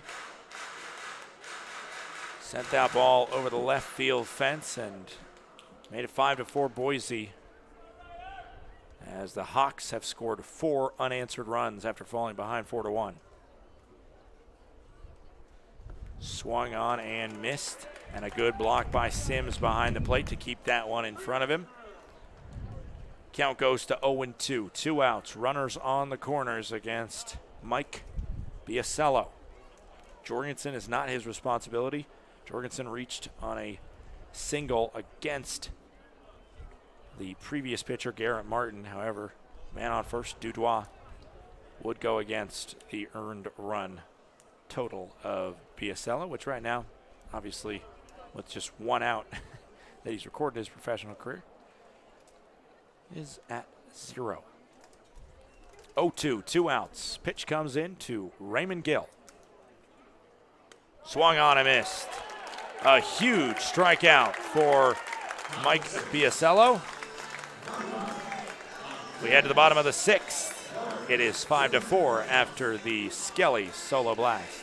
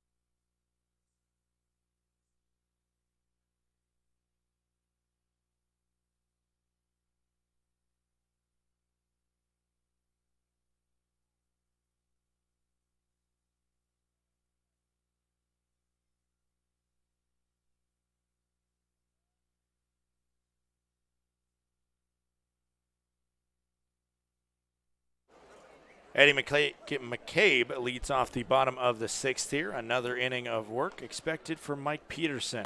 First pitch finds the zone. Peterson's been strong. The former Western Oregon graduate, former Western Oregon player, specifically a Wolf. Count goes to 0-2 as he hits the zone yet again.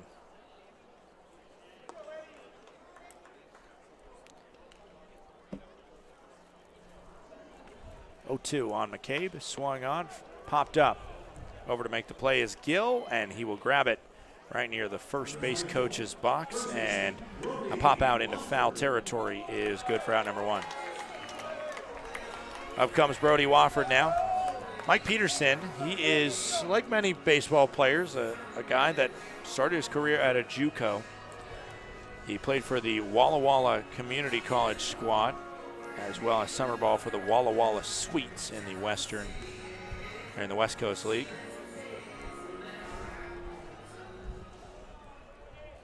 Sophomore season at Walla Walla Community College, 11 games and 11 starts on the mound. For Peterson, 5 wins, 67 innings of work. He did have 1 complete game as well. While pitching for the Sweets in the West Coast League, he had a successful couple outings as well. Was a solid starter for the team out of Walla Walla. The town's so nice they named it twice. 1-1 is the count to Brody Wofford. Check swing there. And the home plate umpire says that he went. Count goes to 1-2. Wofford 0 for 2 today, popped out to right field, struck out swinging.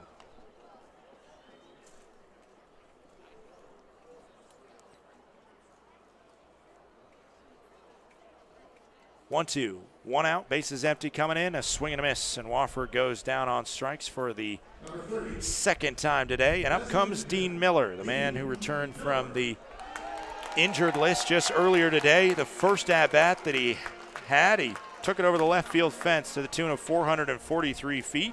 Last time up, laced a 110-mile-per-hour single into center field. Not too shabby coming back from injury. Now his third trip up to the plate. See Mike Peterson, who's on a roll here. Peterson has retired 8 straight since allowing that leadoff single to Dean Miller. And that first pitch misses inside. Count goes to 1-0.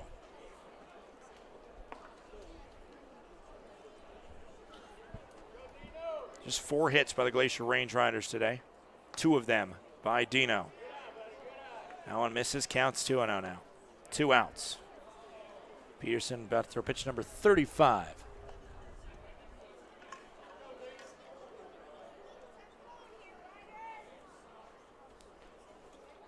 One-run contest. Boise leading 5-4 here, bottom of the 6th.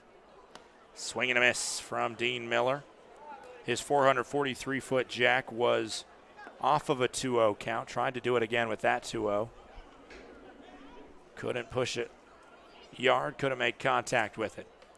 2-1, 2 outs, bases empty. The pitch to Miller. That time he made contact with it, but just barely. And the count falls even at 2-2.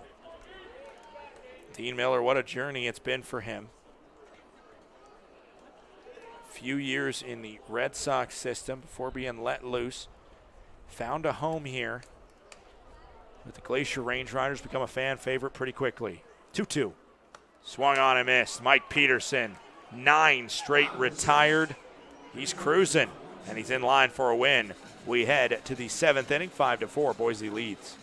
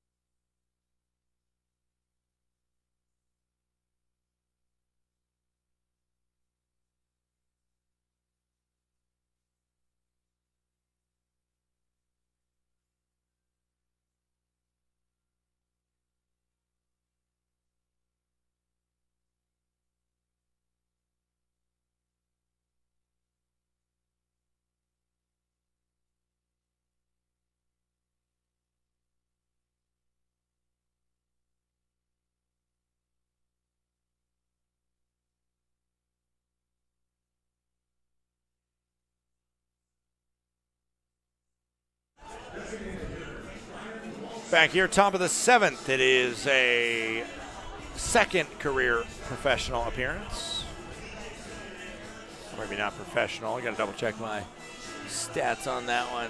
No, it's not a 2nd career professional appearance, but a 2nd career Range Rider appearance for The new pitcher for the Glacier Range Riders, number 26, Joey Hennessy. He threw 1 inning scoreless in his debut in the Pioneer League.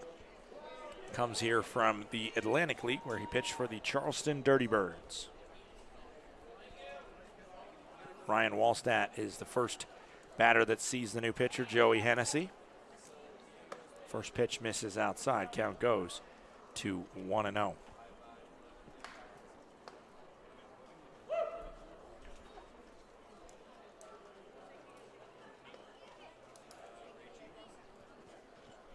That one swung on, popped up high.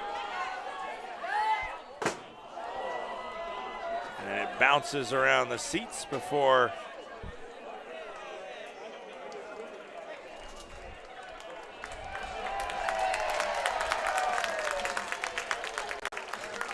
an older man got it and gave it to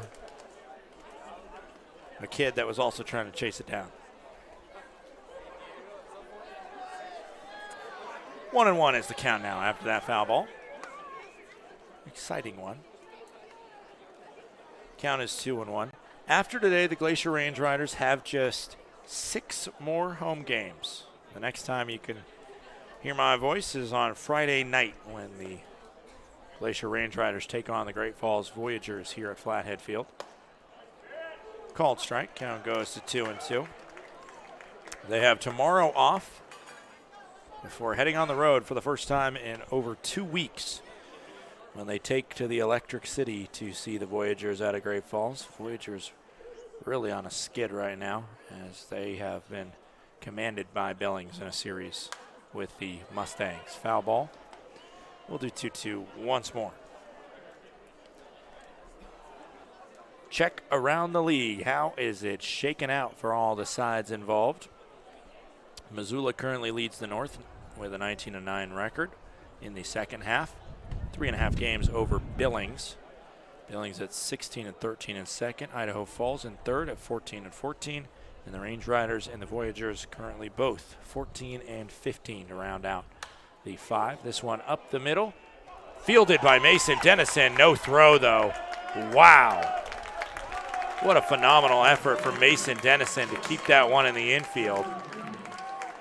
Another look at how impressive it was. Up the middle, got by Hennessy. Oh, man. There's no chance for a throw because it was too slow of a roller, but a lot of ground made up by Tennyson. And looks like he's okay there. Maybe hampered a little bit by that full extension, face-first dive into the turf. Infield single for Ryan Wallstatt. Their 11th hit of the day. First pitch to Trevor Minder, misses up high. Count goes to 1-0. In the Southern Division, Grand Junction leads with the 21-7 record. They are running away with the second half. Their magic number down to 13 with 20 games remaining in their season. Ogden, first half champions, are at second in the Southern Division. Rocky Mountain, third. Northern Colorado, fourth. And Boise rounding out the Southern Division with a 6-23 record. The tragic number for the Hawks is 5. 2-0 is the count now.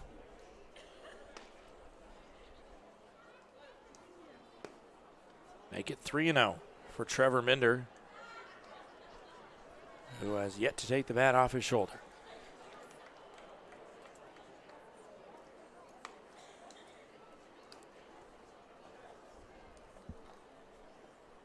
Updates from around the league. Great Falls and Billings playing down in the Magic City, Billings, Montana. Billings currently leads 3-2 after the get-me-over pitch finds the zone, makes it 3-1 on Hennessy versus Minder. Top of the 7th in Missoula, it is 8-1. The Paddleheads lead. That would push the Glacier Range Riders' tragic number down to 14 if Missoula holds on. There's a foul ball, and we go full here. Ogden's beating Northern Colorado 2-0, and just underway in Grand Junction. The vibes in the Rockies still at 0-0 in the top of the first. 3-2 is the count, as I think Hennessy was double checking with our home plate umpire, Will Stacy, making sure that he knew that this was the payoff pitch. Runner at first is still Wallstad. As the 3-2 comes in, a ball puts runners on first and second with no outs. Runners going in the dirt, no throw, because Wallstad gets first, or Wallstad gets second for free. Number 8, left fielder, Miles Harris. Up comes Miles Harris. Runners on first and second.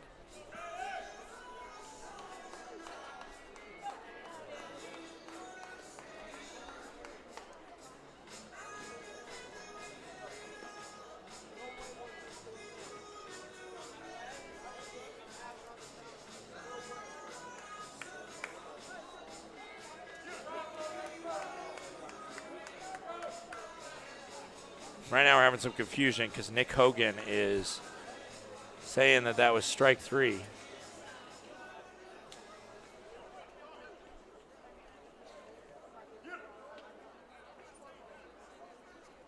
There's some confusion about the count. I mean, the foul ball that made it 3-2, I had 3-2. You can go back and re-watch it as I talk about the standings in the background, but I was kind of in and out. I'm pretty sure I got it correct that it was 3-0, then a get-me-over pitch for 3-1, then a foul ball, and then ball 4.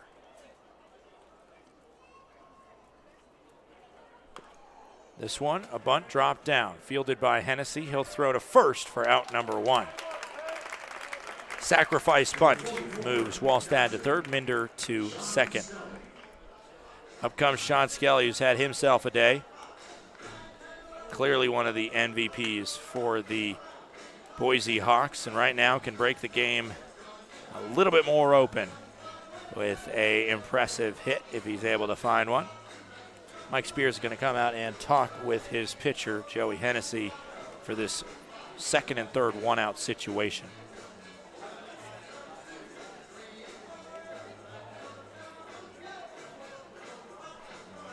It's a pretty good bunt drop down by Miles Harris. Very well. Could have resulted in a hit instead of just a sacrifice and possibly put runners on every single base with no outs. A little bit more manageable situation to work with here, as he got one away. And now Hennessy tries to keep his range rider stat sheet perfect by not allowing a run. And this is a huge situation to try and do it.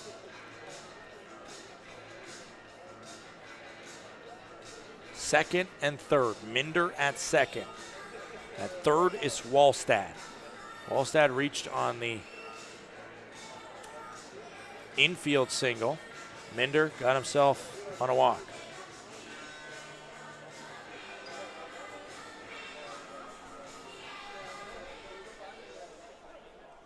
The infield is in. You see them all pinched. Ready to make a play at home if necessary.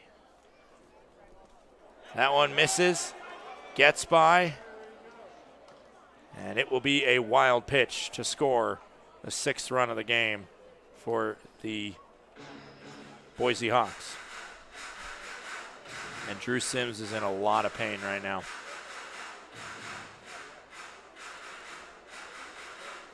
Minder moves up to third. The run is scored by Wallstad. And it might be time for Austin Bates to start putting on his gear, as I think they're looking at his hand. I talked about the shoulder the first time, I think. Yeah, Sam Conrad is feeling around on his hand there. Or missed in the dirt. And Sims felt it.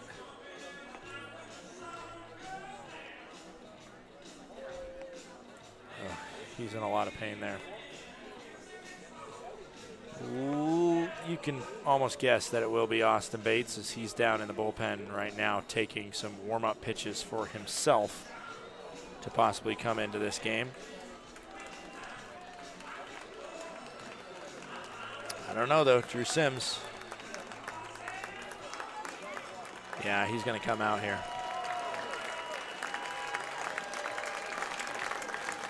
Good applause from the crowd here as Drew Sims going to get tomorrow's off day to figure out the extent of the hand injury that he has received here.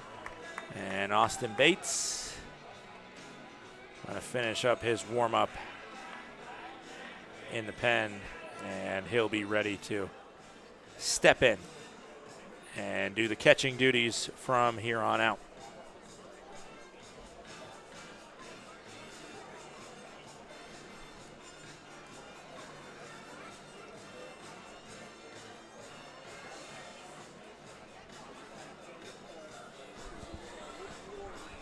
The delay right now is he just has to put on all of his gear, and he does so.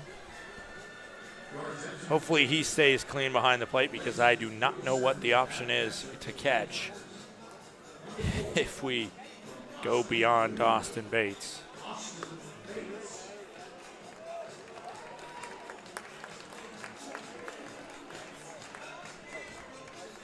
Usually there's some crossover between first base and catching and third base and catching. Sometimes you see that crossed over, but I don't think our first baseman or our third baseman have ever caught, that being Eddie McCabe and Brody Wofford.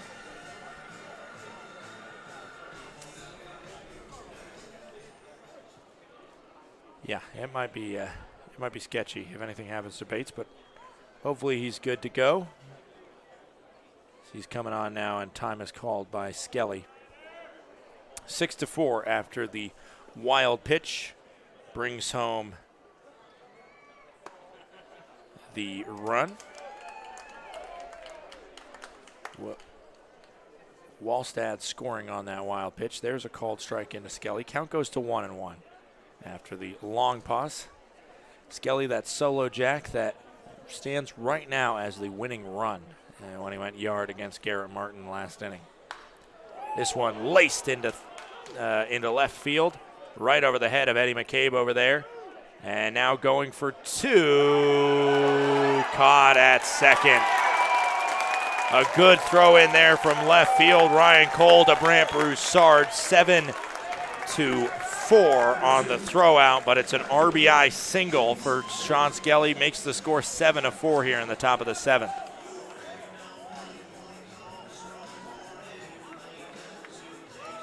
Getting thrown out there at second, really the only thing today you can knock Sean Skelly for.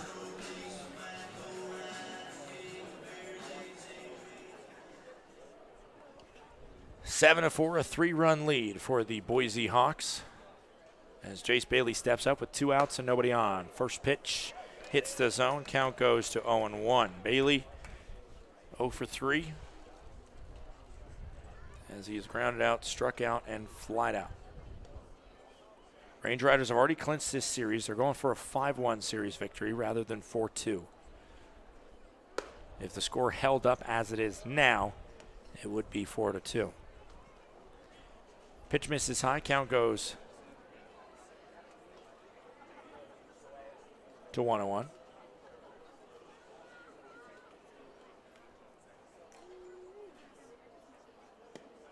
That pitch misses low. It is 2-1 for Hennessy versus Bailey.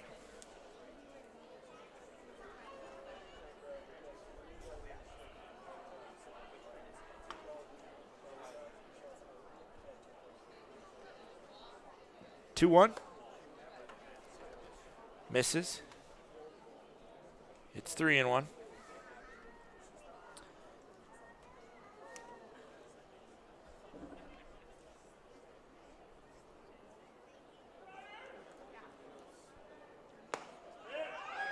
As that one finds the zone, pushes the count full. 3-2, 2 outs for Hennessy versus Bailey.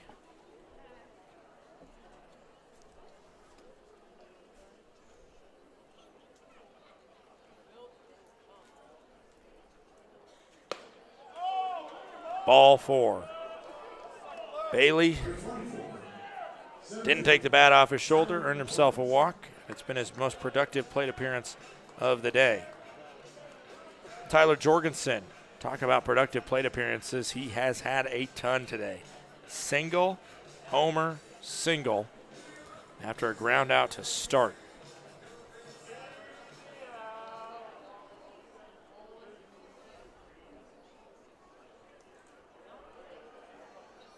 First pitch coming in. Bailey's running. The throw from Bates. Safe at second. Chase Bailey nabs second successfully. It was a ball. And now Bailey stands in scoring position on second base with 2 outs.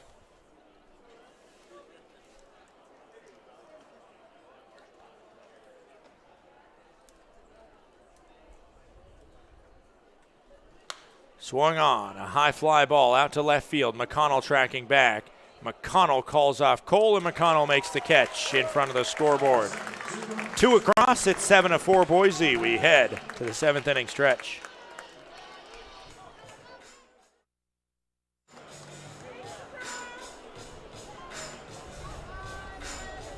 It is time for the 7th inning stretch. So get on your feet, get those vocal cords ready. Looks like Huck and Cliff have found some friends, and here we go. Everybody sing.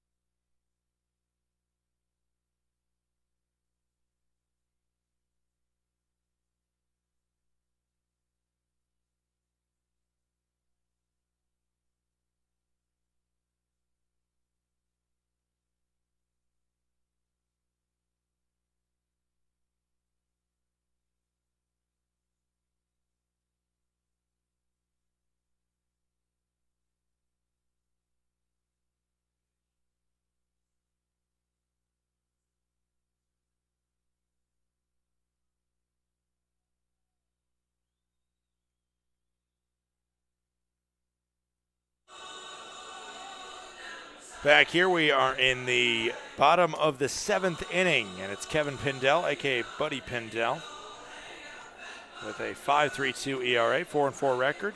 Picked up a save on Tuesday night's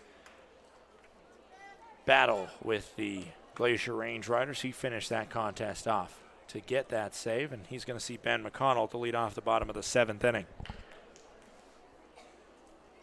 First pitch swinging for McConnell. And coming up empty, count goes to 0-1. McConnell 0 for 2.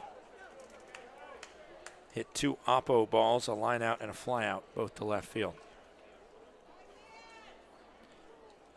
0-1. Swung on a missed, and it's 0-2. Righty-lefty matchup should favor McConnell. He's actually been better against left-handers this season.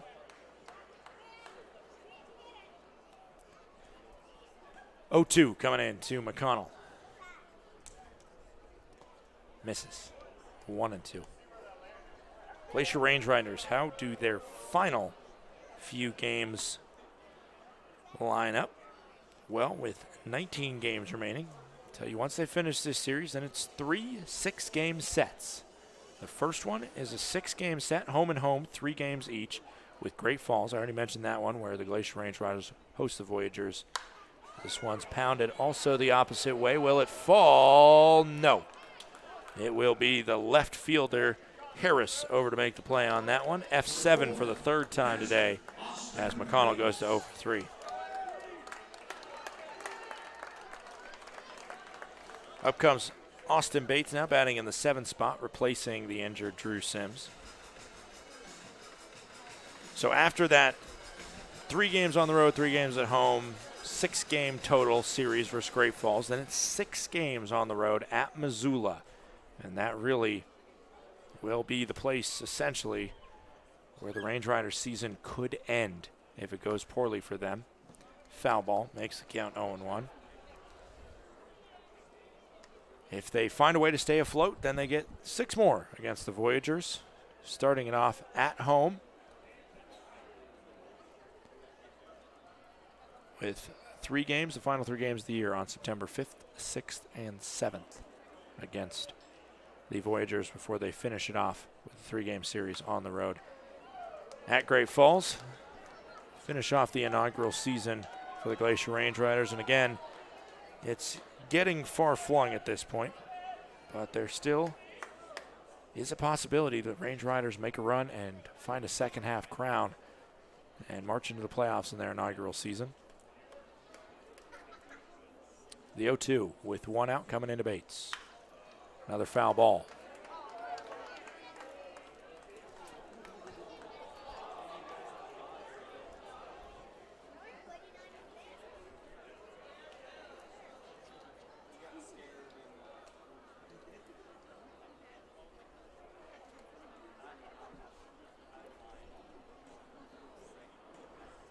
(0-2) with 1 out.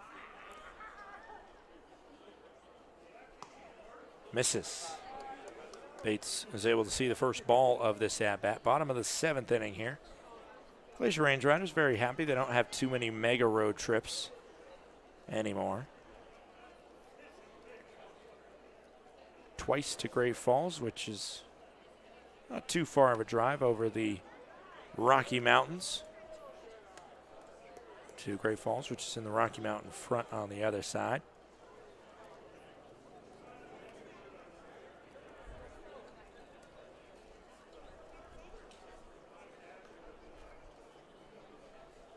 Less than 4 hours, which is not a long drive in Montana. This one cracked into right field. It's going to fall for a base hit. Austin Bates being forced to come on as a defensive substitute and coming with a well-earned hit at the plate after falling behind 0-2, fouling a couple off, bringing it to 2-2 and then putting it into right field. I told you last time he played, he's an opposite hitter. He hits it the opposite way a lot. You saw that on his foul balls, and then that base hit into right for the righty. Proves my point even further. 1 out here, bottom of the 7th. Now Mason Tennyson steps up. Tennyson is 0 for 2 today. First pitch misses low from Pindell. Pindell on the season has a strikeout to walk ratio, the most impressive one on the Boise team. 55 Ks, 8 walks. This one swung on out to right field, and it will fall. It will fall. Bates holds up at second. That was a diving attempt made by Jace Bailey. It hit him in the glove, but it found its way squeaking out of the leather. And now David Kiriakou will come up representing the tying run at the plate after 2 line drive singles into right field. Kiriakou 0 for 1, but he has a walk as well. It was last Sunday where he etched his name into the minds of the Flathead faithful with a solo home run that towered down the right field line in the bottom of the 8th. That gave the Glacier Range Riders a 1-run lead, which they would finish off and win by that margin of 1 run over the Great Falls Voyagers. Sparked this impressive run, or continued this impressive run that Glacier's been on. First pitch, a foul ball. Rob Hamby over coaching first base today. Rob Hamby, how about it from the beard last night? retired the first 13 batters, allowed Glacier to get in front. They never looked back en route to a 4-0 victory. Finished with just 1 hit against him in 6 innings. Now, as it happens at this level of baseball, you got plenty of duties the day after you're the starting pitcher. Misses high. 1-1. Kiriakou batting 9th in the lineup. Ryan Cole waiting on deck. Only a double play would mean that Ryan Cole would not get a chance. The 1-1. Swing and a miss. Kiriakou, a lot of velocity on that swing.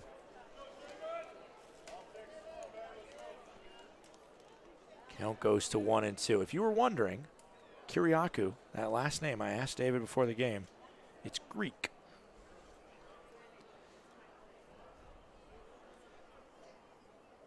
One, two, 1 out. Swing and a miss. Kiriakou comes up empty. And now Ryan Cole will step up with 2 outs. A very clutch situation for the Notre Dame graduate. Came back for a 5th season.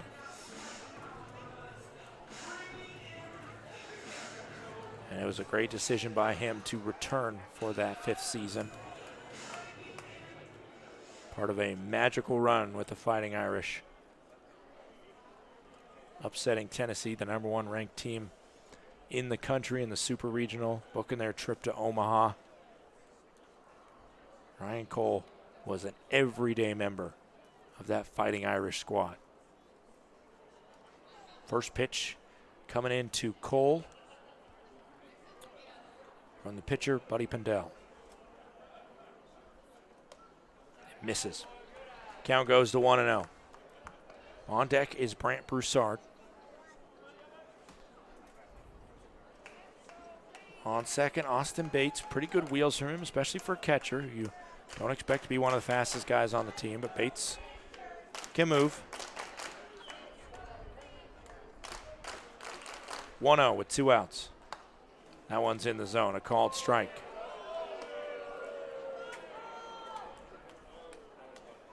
Crowd letting the umpire hear it on that one. Anything that doesn't get swung on, they're going to expect that it's going to be called a ball.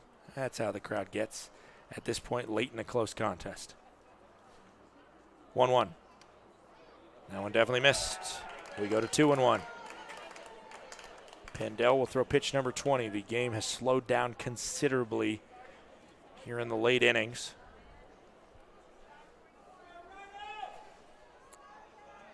Pendell, originally from Las Vegas, Nevada, played his college ball over on the islands at the University of Hawaii. A ball. Clock it in at 92 miles per hour. Out of the cannon of Pendell, but a hitter's count for a guy who can swing with authority. Ryan Cole.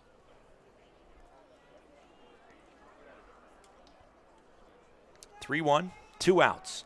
Runners will be going on contact. Ball 4, bases loaded for Brant Broussard.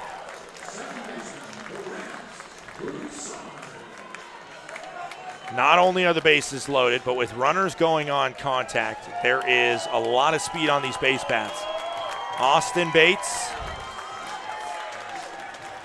well, he doesn't matter that much in terms of his speed. He's at third. If a base hit happens, he can make it home pretty easy. Mason Tennyson at second base can move really well. Long, lanky strides from the Glacier shortstop. And then over at first, Ryan Cole can really boogie. First pitch coming in to Brant Broussard, a home run already for him today. Swinging, foul ball. He has a 3-run shot that made it 4-1 in the early going. That came all the way back in the bottom of the 3rd inning. Since then, he grounded out. 0-1 is the count now to Brant Broussard.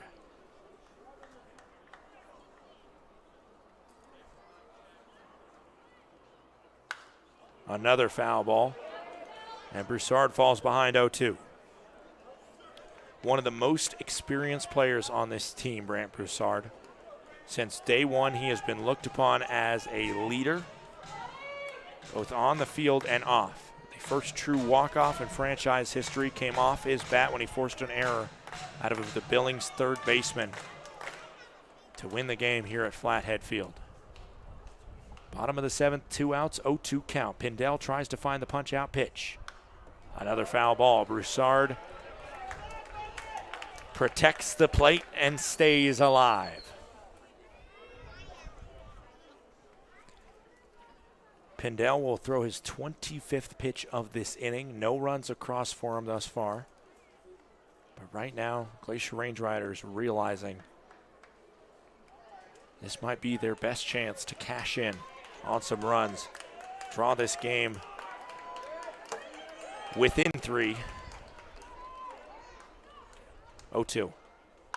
Swung on, hit back to Pindell. Pindell fields, and he will flip to first base in time for out number 3. Bases get loaded, but they're left loaded. We head to the 8th.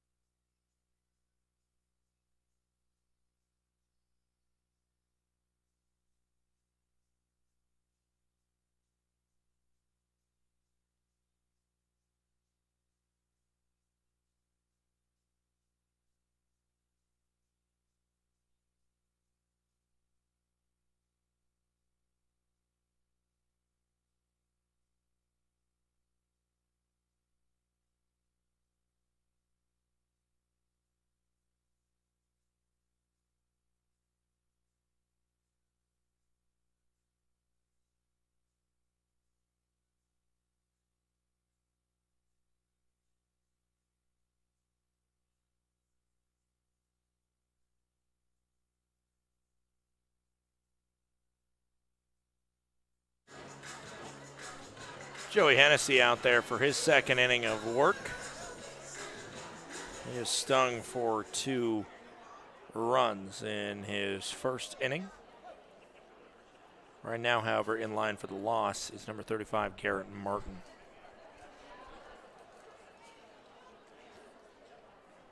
Hello, Dudois, 2 for 3 tonight. Steps in, first pitch, misses low. Count goes to 1-0. Temperature is weird here right now. 88 degrees, and it kind of feels like it's going to rain, but I look up and I see a lot of blue skies above us. Count is 1-1 after that one hits the zone. And it kind of has that cool feeling in the air that maybe rain is coming. Hennessy fires that one, skips off the top of the glove of the catcher Bates. Count goes to 2-1.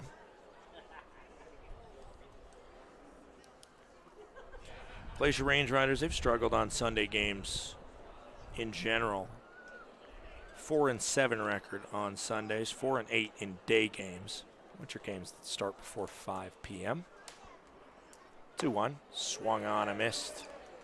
Count goes to 2-2 for Hennessy versus Dudois.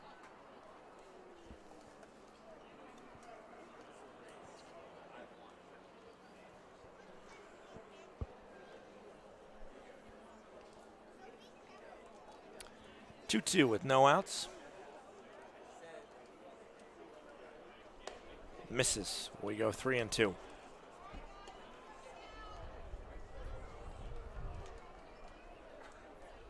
Just 7 saves with the Boise Hawks all year. They have the lowest of that category, the least amount of saves, which means the least amount of narrow wins, essentially. Swing and a miss as Hennessy retires Aloha Dudois on a strikeout. Glacier not too far behind, however. They only have 10 saves on the year. And right now, I assume there's some sort of argument going on in Gary Van Tall's head, or maybe even actually with Mikkel Van Kamen, his pitching coach, trying to figure out who they put on to close this contest, if it comes down to that. Kevin Pindell clearly has some power to close. He did that on Tuesday, but you don't expect right off the bat that they're going to put him out there for 3 innings after he pitched the bottom of the 7th. Especially because he got himself into some jam. Took a while to get out of it. Threw over 25 pitches. 2-out saves are hard enough. 2-inning saves are hard enough. A 3-inning save would really be tough on him. 3-0 is the count from Hennessy into Abraham Sequeira, who's batting in the 3 spot, and he's been one of the players that has struggled offensively for Boise. It's been contributions from every other part of the lineup, essentially. They have 12 hits on the day. 3-1, 1 out. Hennessy sets to fire and misses high. It'll be a 5-pitch walk to Abraham Sequeira, his 2nd walk of the day. Up steps Raymond Gill, an RBI for him on the day in the 1-for-4 outing. His 5th time coming up to the plate. This has been the offensive explosion that Boise has been looking for. Tied the game at 4 in the top of the 5th with a 3-run inning. Then the solo home run in the 6th made it 5-4, and then they put in 2 runs last inning. Ever since the departure of Kevin Kyle, things have gotten testy. No doubt about it. 1-0 after Hennessy missed again. That's a foul ball. Count goes to 1-1. This is a Florida-Florida matchup, South Florida matchup, actually, as Raymond Gill, Miami, Florida native, that played his college ball at the U before spending his final season with the Dolphins of Jacksonville. Up against Hennessy, who's originally from West Palm Beach down in Florida. Misses low, count goes to 2-1.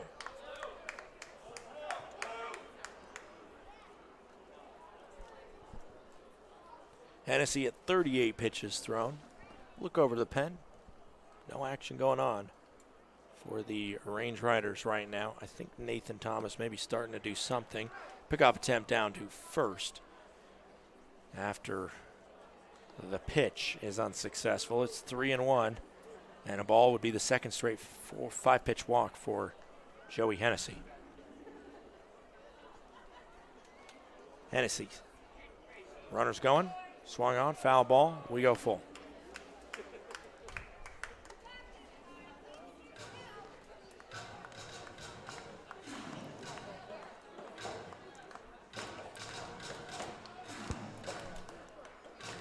Due up in the next half inning, it's the heart of the order for the Glacier Range Riders, but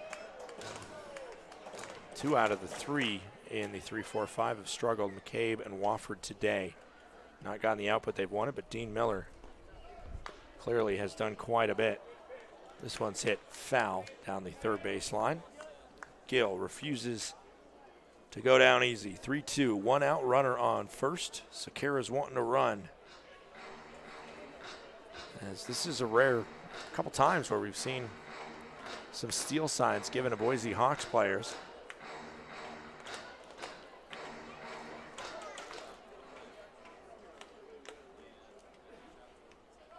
Again, running, and again.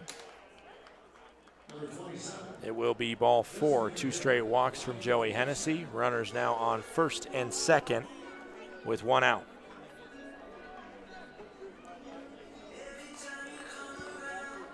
Up comes Ryan Wallstad. He was one that had the bloop bunt RBI single in that haywire top of the 5th inning. Last time up, reached on an infield single. This one's a called strike. Count goes to 0-1 on Wallstad, originally from Sacramento, California. Played at Sac State. Stepping off is Hennessy. Looking back, Sakara to second.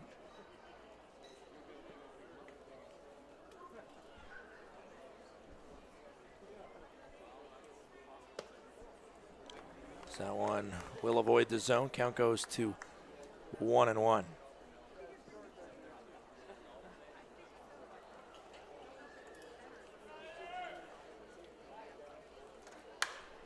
This one lashed into left field as the rain is starting to come down. And it will be a double that will score 1 run for Ryan Wallstad, makes it 8-4.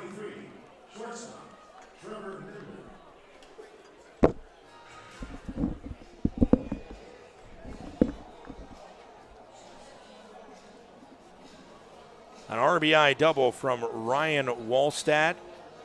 The 13th hit of the day by the Boise Hawks. Sakara scores. Gill moves to third. And with the rain pouring under the only cloud in the valley. No, not the only cloud in the valley. You can see in the outfield there, it's kind of a mixture of hazy and clouds off in the distance. But there's one cloud over top of us. And for the second straight day, top of the 8th, when the Glacier Range Riders are pitching,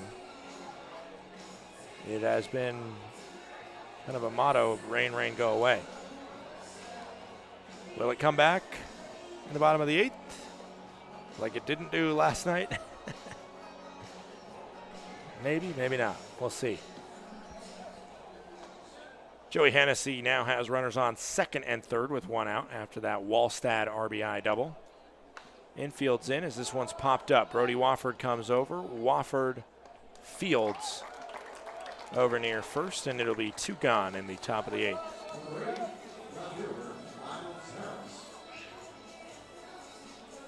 Up comes Miles Harris. He's 1 for 3. Doubled down the right field line. When he hit that double, that was his 6th double of the season. He also has 2 home runs on the year. Hennessy, a 5-year career at Palm Beach Atlantic, playing for the Sailfish. There's a called strike. Count goes to 0-1.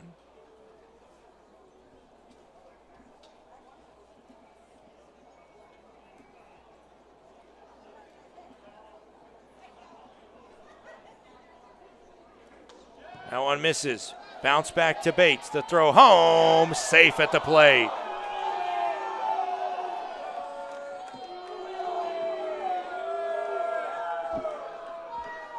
Let's take another look at it. See what we saw on the replay there. It's a close play at the plate. He gave a fortunate bounce for Bates. Yeah, looked like he was most likely in safe there. Got that foot in just before the tag of Hennessy. And a wild pitch scores the 9th run of the ball game for the Boise Hawks.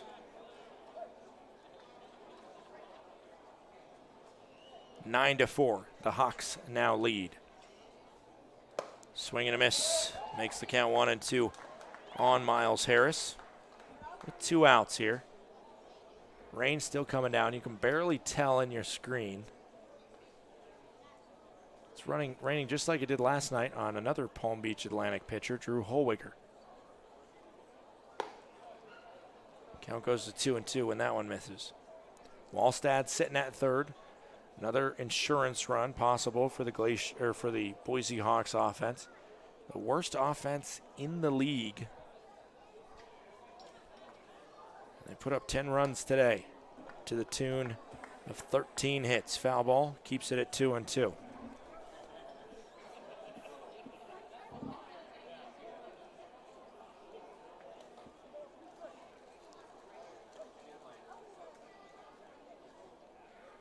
Boise Hawks offense averages about 5.79 runs per game.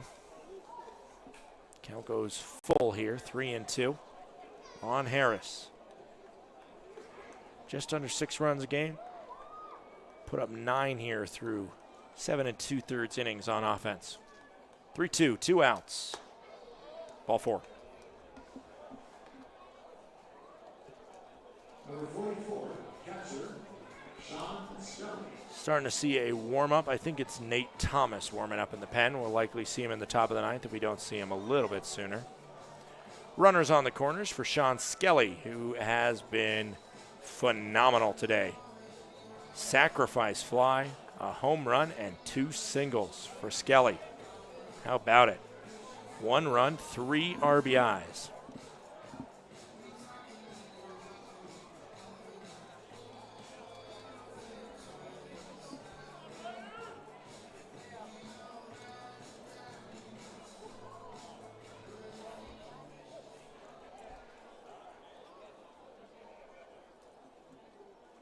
First pitch comes in, and it misses high.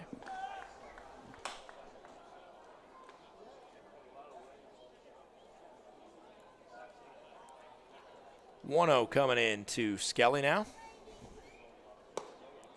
That one misses inside. Count goes to 2-0.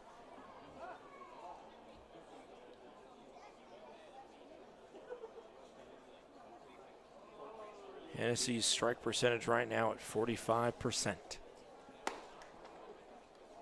And it'll drop even lower as he's behind 3-0. Skelly, Mission Viejo, California native, played his college ball in his home state at Cal State Northridge. This is his rookie season and one of his best outings of his professional career. He'll take the free pass, ball 4. Bases will be loaded after the 4-pitch walk. Nick Hogan will come out and make the sign to the pen. Nate Thomas is going to come on, I believe. And we're going to let him warm up out on the diamond. Bases loaded, 2 outs, top of the 8th, 9-4. We will be right back.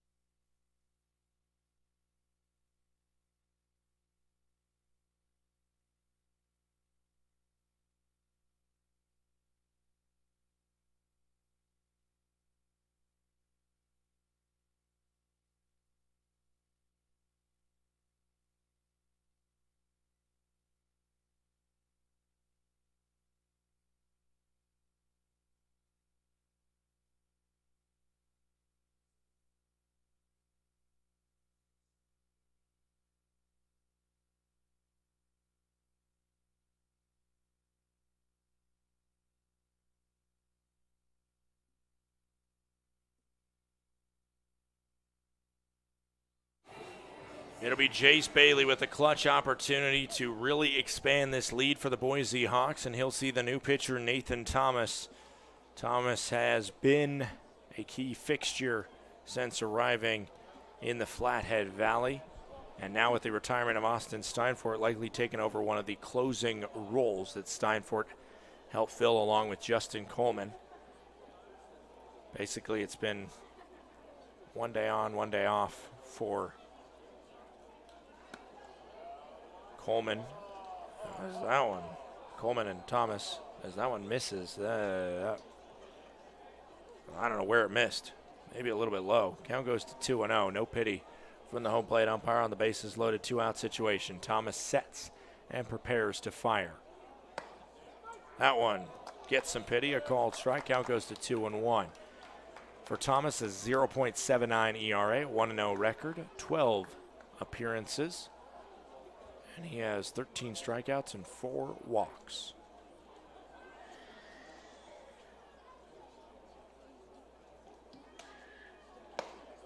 Another called strike. Count goes to 2-2. 2 outs, bases loaded. Runners will be going on contact if Bailey can make some. Bailey's 0 for 3, but earned a walk his last time up. A Coeur d'Alene kid playing in his home state of Idaho. Here at the border rival state, Montana. 2-2. Oh, no. That one is not called strike 3, and you can see the look on Thomas's face, kind of one of disbelief. Same look that I made at the ref on a basketball court when he called a foul on me. 3-2. Swung on and missed. It all rights itself in the end. We head to the bottom of the 8th. It's a 2-run top of the inning for Boise. They command this ball game, lead by 5 as we head to the bottom of the 8th.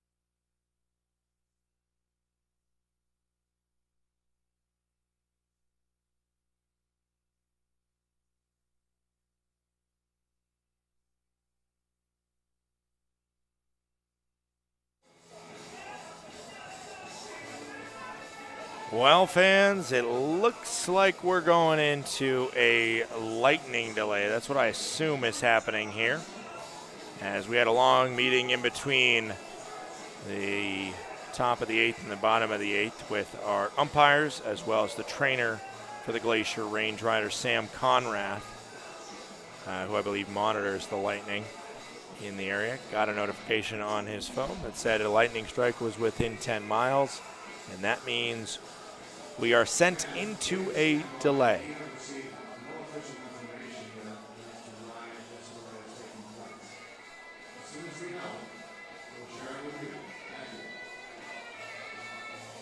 I believe it is lightning, as rain's not going to put a delay in effect. But it is a delay that is happening right now. We're in the bottom of the 8th. It's 9-4. Boise leads Glacier. And Eddie McCabe is due up 3-4-5.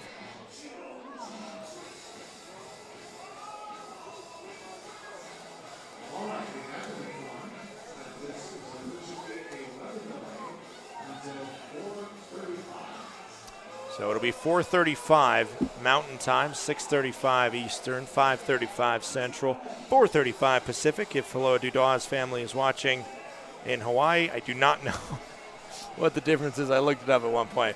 But it'll be 30 minutes from now where we will get back underway if there is not another lightning strike within 10 miles. So I can tell you that much. I'm going to put lightning delay up on the screen so that if anybody comes and checks their YouTube browser, it'll say lightning delay, and also you can probably read it on the scoreboard there, maybe the big red letters, big red board says currently in a weather delay. But for now, we'll slap lightning delay up there and tell you that I'll give you information as soon as we have it, but count on at least 30 minutes of delay. My advice to you, leave this browser open on your computer, whatever, leave it open on your phone. I'm going to mute my broadcast, and I'll come back and start talking to you when we get back underway for the bottom of the 8th. It's 9-4 Boise. We're going into a at least 30-minute lightning delay.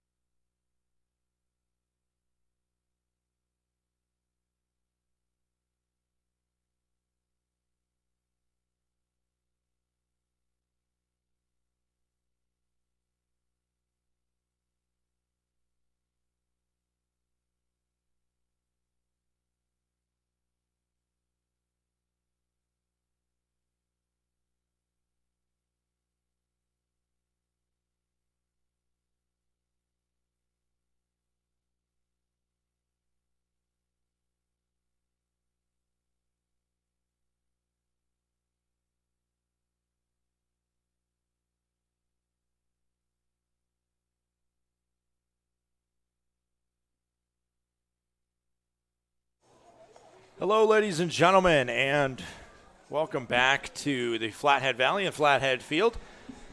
Looks like we're just about ready to get back underway, slated to restart at 4:50 local time here.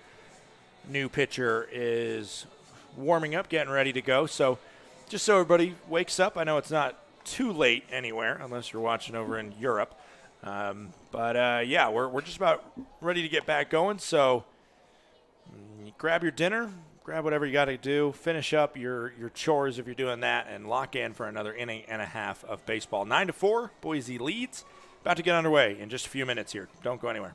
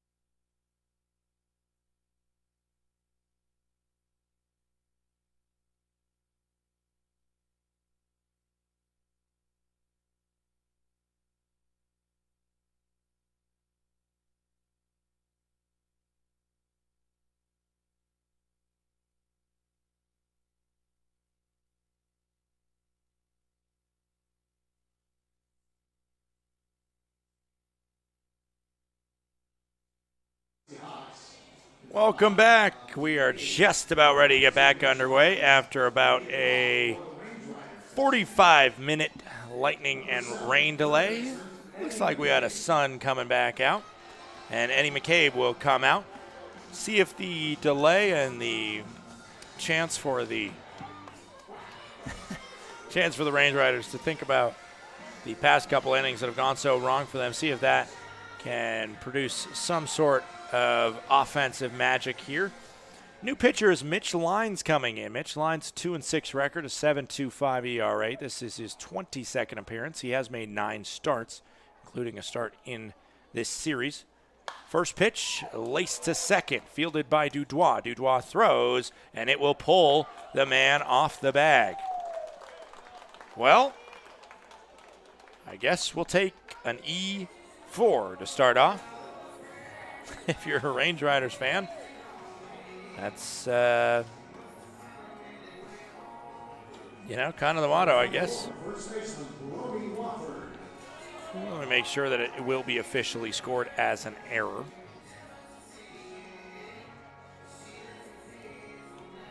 Still waiting for official confirmation. I'll let you know when I let you know, but looked like an error to me. I don't see much else happening on that one. Swung on. First pitch from Brody Wofford. High in the sky to center. Jorgensen backing up and making the catch in deep center field. We've had 2 pitches, 2 swings, and 2 fair balls. Up comes Dean Miller now. As Brody Wofford goes to 0 for 4. Dean Miller 2 for 3 on the night. A home run and a single. And I say night because we're just about past the 5 o'clock hour. And I assume that some of you are watching in what is now night. Or at least evening. First pitch coming in to Dean Miller for Mitch Lyons. Is a ball. The first time that a batter has taken a ball. Dean Miller on the season, a .305 batting average. He has 11 home runs after his homer today. 52 RBIs.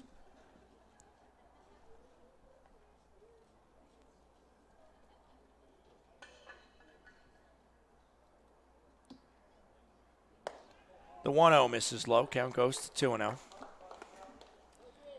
Unless we get a double play here, it'll be Ben McConnell batting this inning as well. He waits on deck.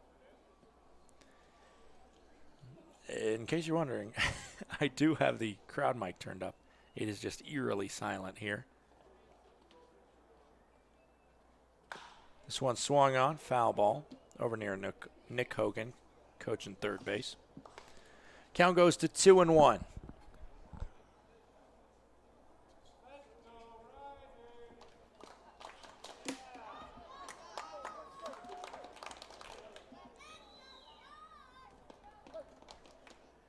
One out. Runner on first is Eddie McCabe after reaching on an error.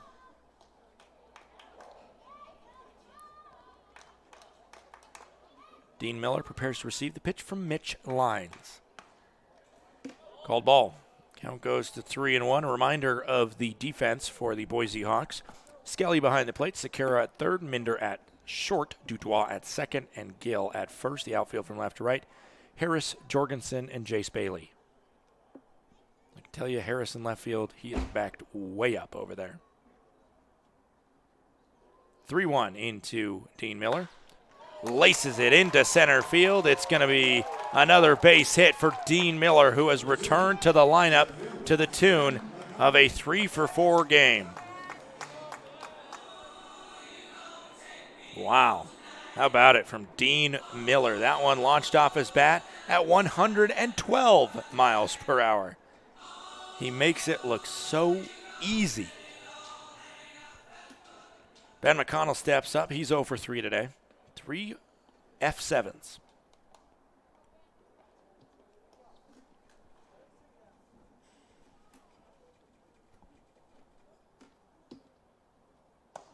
First pitch in the zone. A called strike, 82 miles per hour.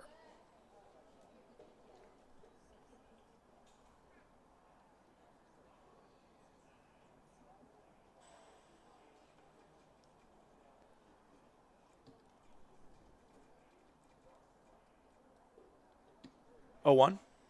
Swung on to right field. It's going to fall and get down. It's going to be at least 2 for Ben McConnell. Coming home is the runner McCabe from second. It is an RBI double from Ben McConnell.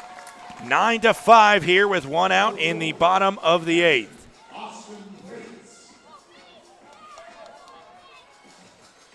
An E7 that allowed McCabe to reach, then a single from Miller, a double from McConnell. Up comes Austin Bates with runners on second and third. A base hit could easily score McConnell, cut this to a 9-7 game, but right now it is 9-5 as Bates prepares to see pitch number 1 from Mitch Lyons. Nobody warming up in the pen, nobody even standing in the pen or waiting on the bench down there for the Boise Hawks. Very likely, it seems like they, in a dream scenario, would just have Mitch Lyons pitch the final 2 innings here. Austin Bates 1 for 1 since coming on as a defensive replacement for the injured Drew Sims. Mason Tennyson waits on deck. Bates was stranded at third base in a bases-loaded situation his last time up. This one's hit over to short, fielded deep in the hole. To throw across the diamond is in time to get Austin Bates. McConnell held up, did not make the run to third base. So he stays at second, but Miller scores on the ground out. An RBI ground out for Austin Bates, and it is 2 gone in the bottom of the 8th. 9-6 is the score now.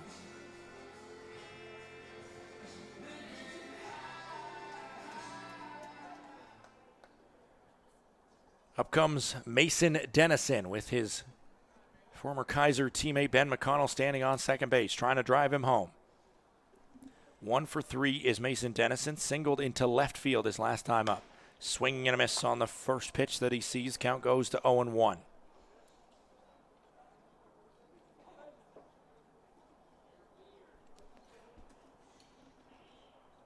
Most of the fans here sticking around, possibly to see a Range Riders come back, but also because on Sunday, it's Kids Run the Bases after the game. That one misses. Count goes to 1-1. Tennyson, his first 2 at-bats of the day, a ground out and a strikeout looking for the former Billings Mustang. Started his career down in the south central part of this state. Traded last week. This is the end of his second series as a Range Rider. Swung on, foul ball. He's behind 1-2 now. Mitch Line, 6'1", 215 pounds, originally from Battleground, Washington. Played last season with the Boise Hawks. He's a former Boise State Bronco.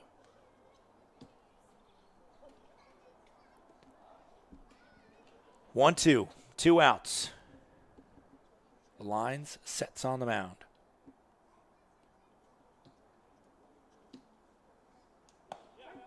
Called, strike 3. And that is all she wrote in the 8th inning. It is an RBI double from Ben McConnell, an RBI ground out from Austin Bates. Cuts it to 9-6. We will see if the Range Riders can keep it at 3 runs when we head to the top of the 9th.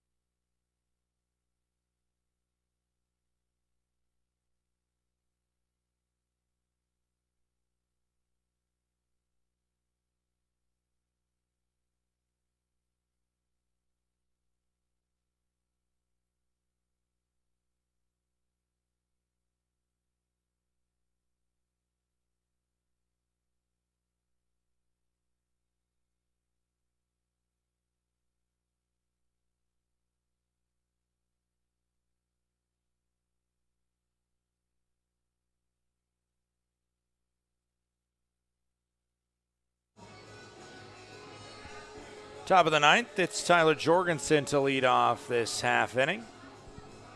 In this half inning, we're going to see 1, 2, 3 for the Boise Hawks. Jorgensen, Dutois, and Sakara. They're going to come up against one of the workhorses for the Glacier Range Riders this season, Justin Coleman, his 27th appearance. 0-1 record, a 4.55 ERA. First pitch coming in, swung on, lashed hard, and nearly took off one of the feet of his first base coach, to Tyler Jorgensen. Count goes to 0-1. You see that nice post-rain glisten on the mound. An 0-1 count for Tyler Jorgensen, who's 3 for 5 tonight. Another foul ball. Count goes to 0-2.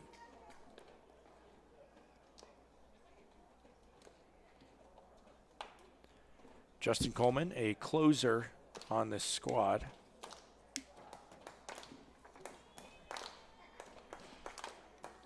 And a swing and a miss there. Bates grabs it, tags the runner, and it's a strikeout to start it off for Justin Coleman.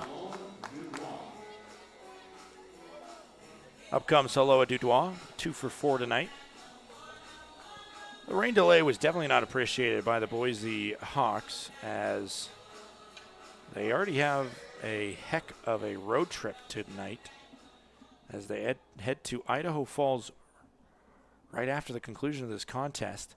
6.5 hour drive down to Idaho Falls. The ball starts us off here with the pitch low. 1-0. Swung on, foul ball. Probably a little bit longer than a bus there, as it takes a while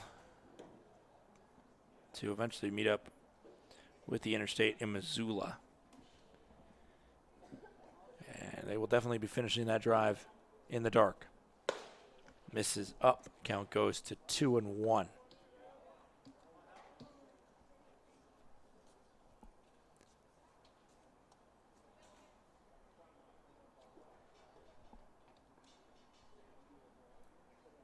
This one swung on, hit up into the air, down the left field line. It'll be a foul ball out of play.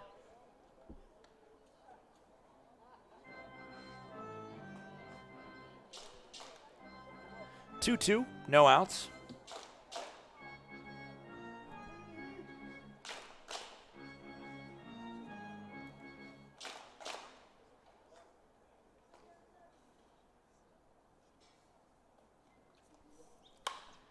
And this one is hit to second base. Brant Broussard fields. Throw is on target, and time for out number 2 on the 4-3 grounder.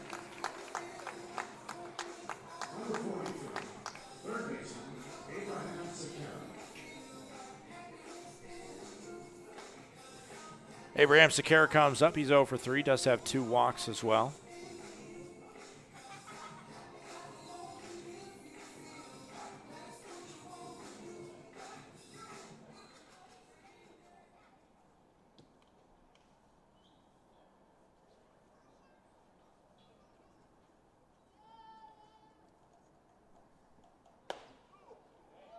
Called strike. Starts off the at-bat to Abraham Sequeira. Count goes to 0-1.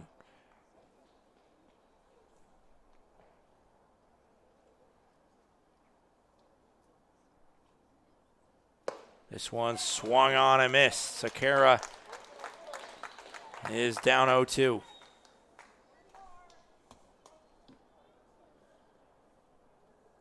Two outs. Top of the 9th here as Glacier tries to keep it close. Nobody warming in the pen. It looks like it'll be Mitch Lyons that comes on to try and finish it off possibly. A big strikeout from Justin Coleman.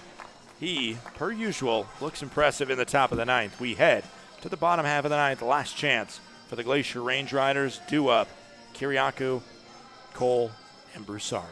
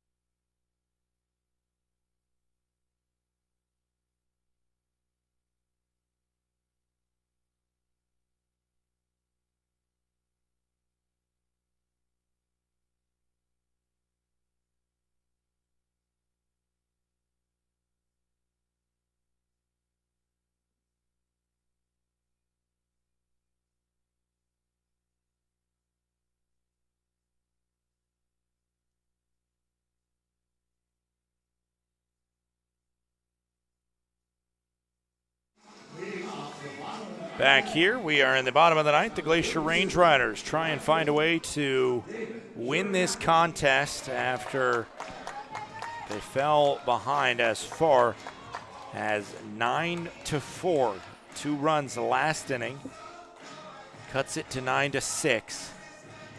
But they really need to start to find some magic here in the bottom of the ninth. 3 runs before they can get 3 outs. If we go to a knockout round, I give them a pretty good chance, the Glacier Range Riders, because of a man they have waiting on their bench. First pitch, a called strike.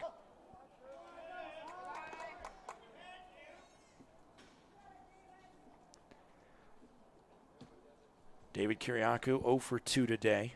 Has drawn a walk, but 2 strikeouts for him. That one misses. Count goes to 1-1. Mitch Lyons is back out there.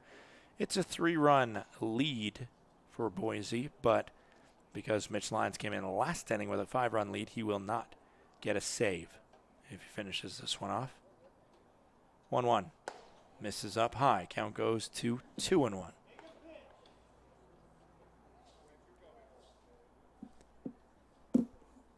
As I said, due up this inning, after Kiriakou, it's Cole and Broussard. This one swung on over to first base, fielded by Dutois. Dutois throws, and 1 gone in the bottom of the ninth. I'll tell you what, I don't know if it feels this way for y'all, but it has that feeling of the COVID, MLB stadiums where nobody was allowed in, and just kind of a smattering of applause in those situations. Those smatterings were from, the benches each side, or maybe a couple front office people that, could be socially distanced in the crowd. That's what it almost feels like here. This kind of weird, eerie setting post 45-minute rain delay with the home team losing. That's just how it shakes out. 0-1 is the count on Ryan Cole. 1 out here, bottom of the ninth. Brant Broussard waits on deck. He's the last chance for the Glacier Range Riders. If Ryan Cole gets out, he's behind 0-2. Ryan Cole is.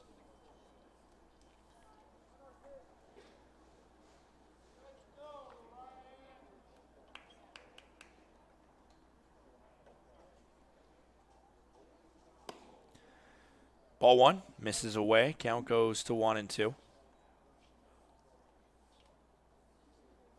His one hit that he's got on the day was a sacrifice bunt that worked out as a bunt for hit.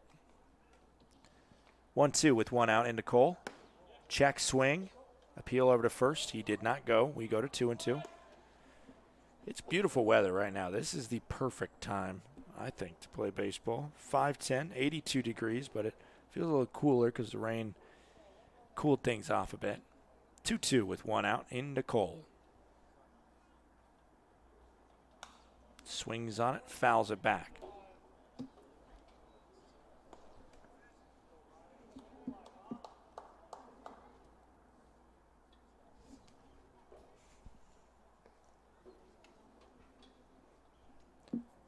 Another 2-2 coming in. From Mitch Lyons to Ryan Cole. Misses up high. We go full for Cole.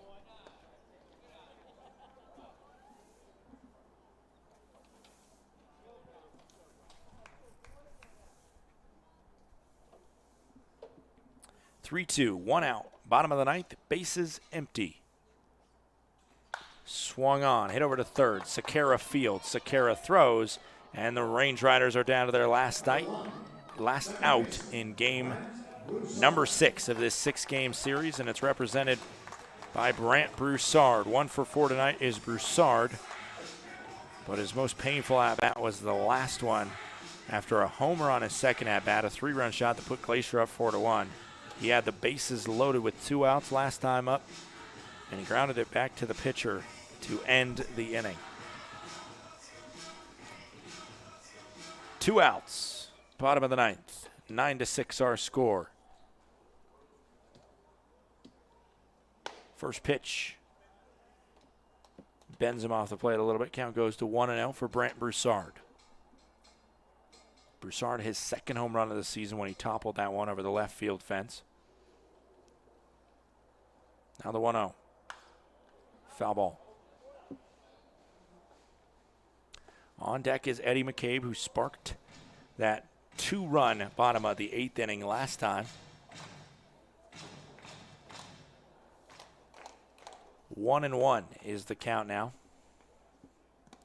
Misses low. Count goes to 2-1.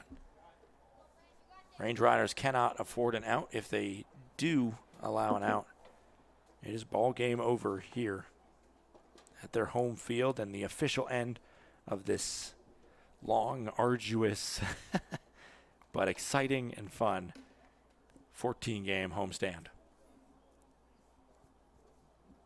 2-1 with 2 outs. Pitch in.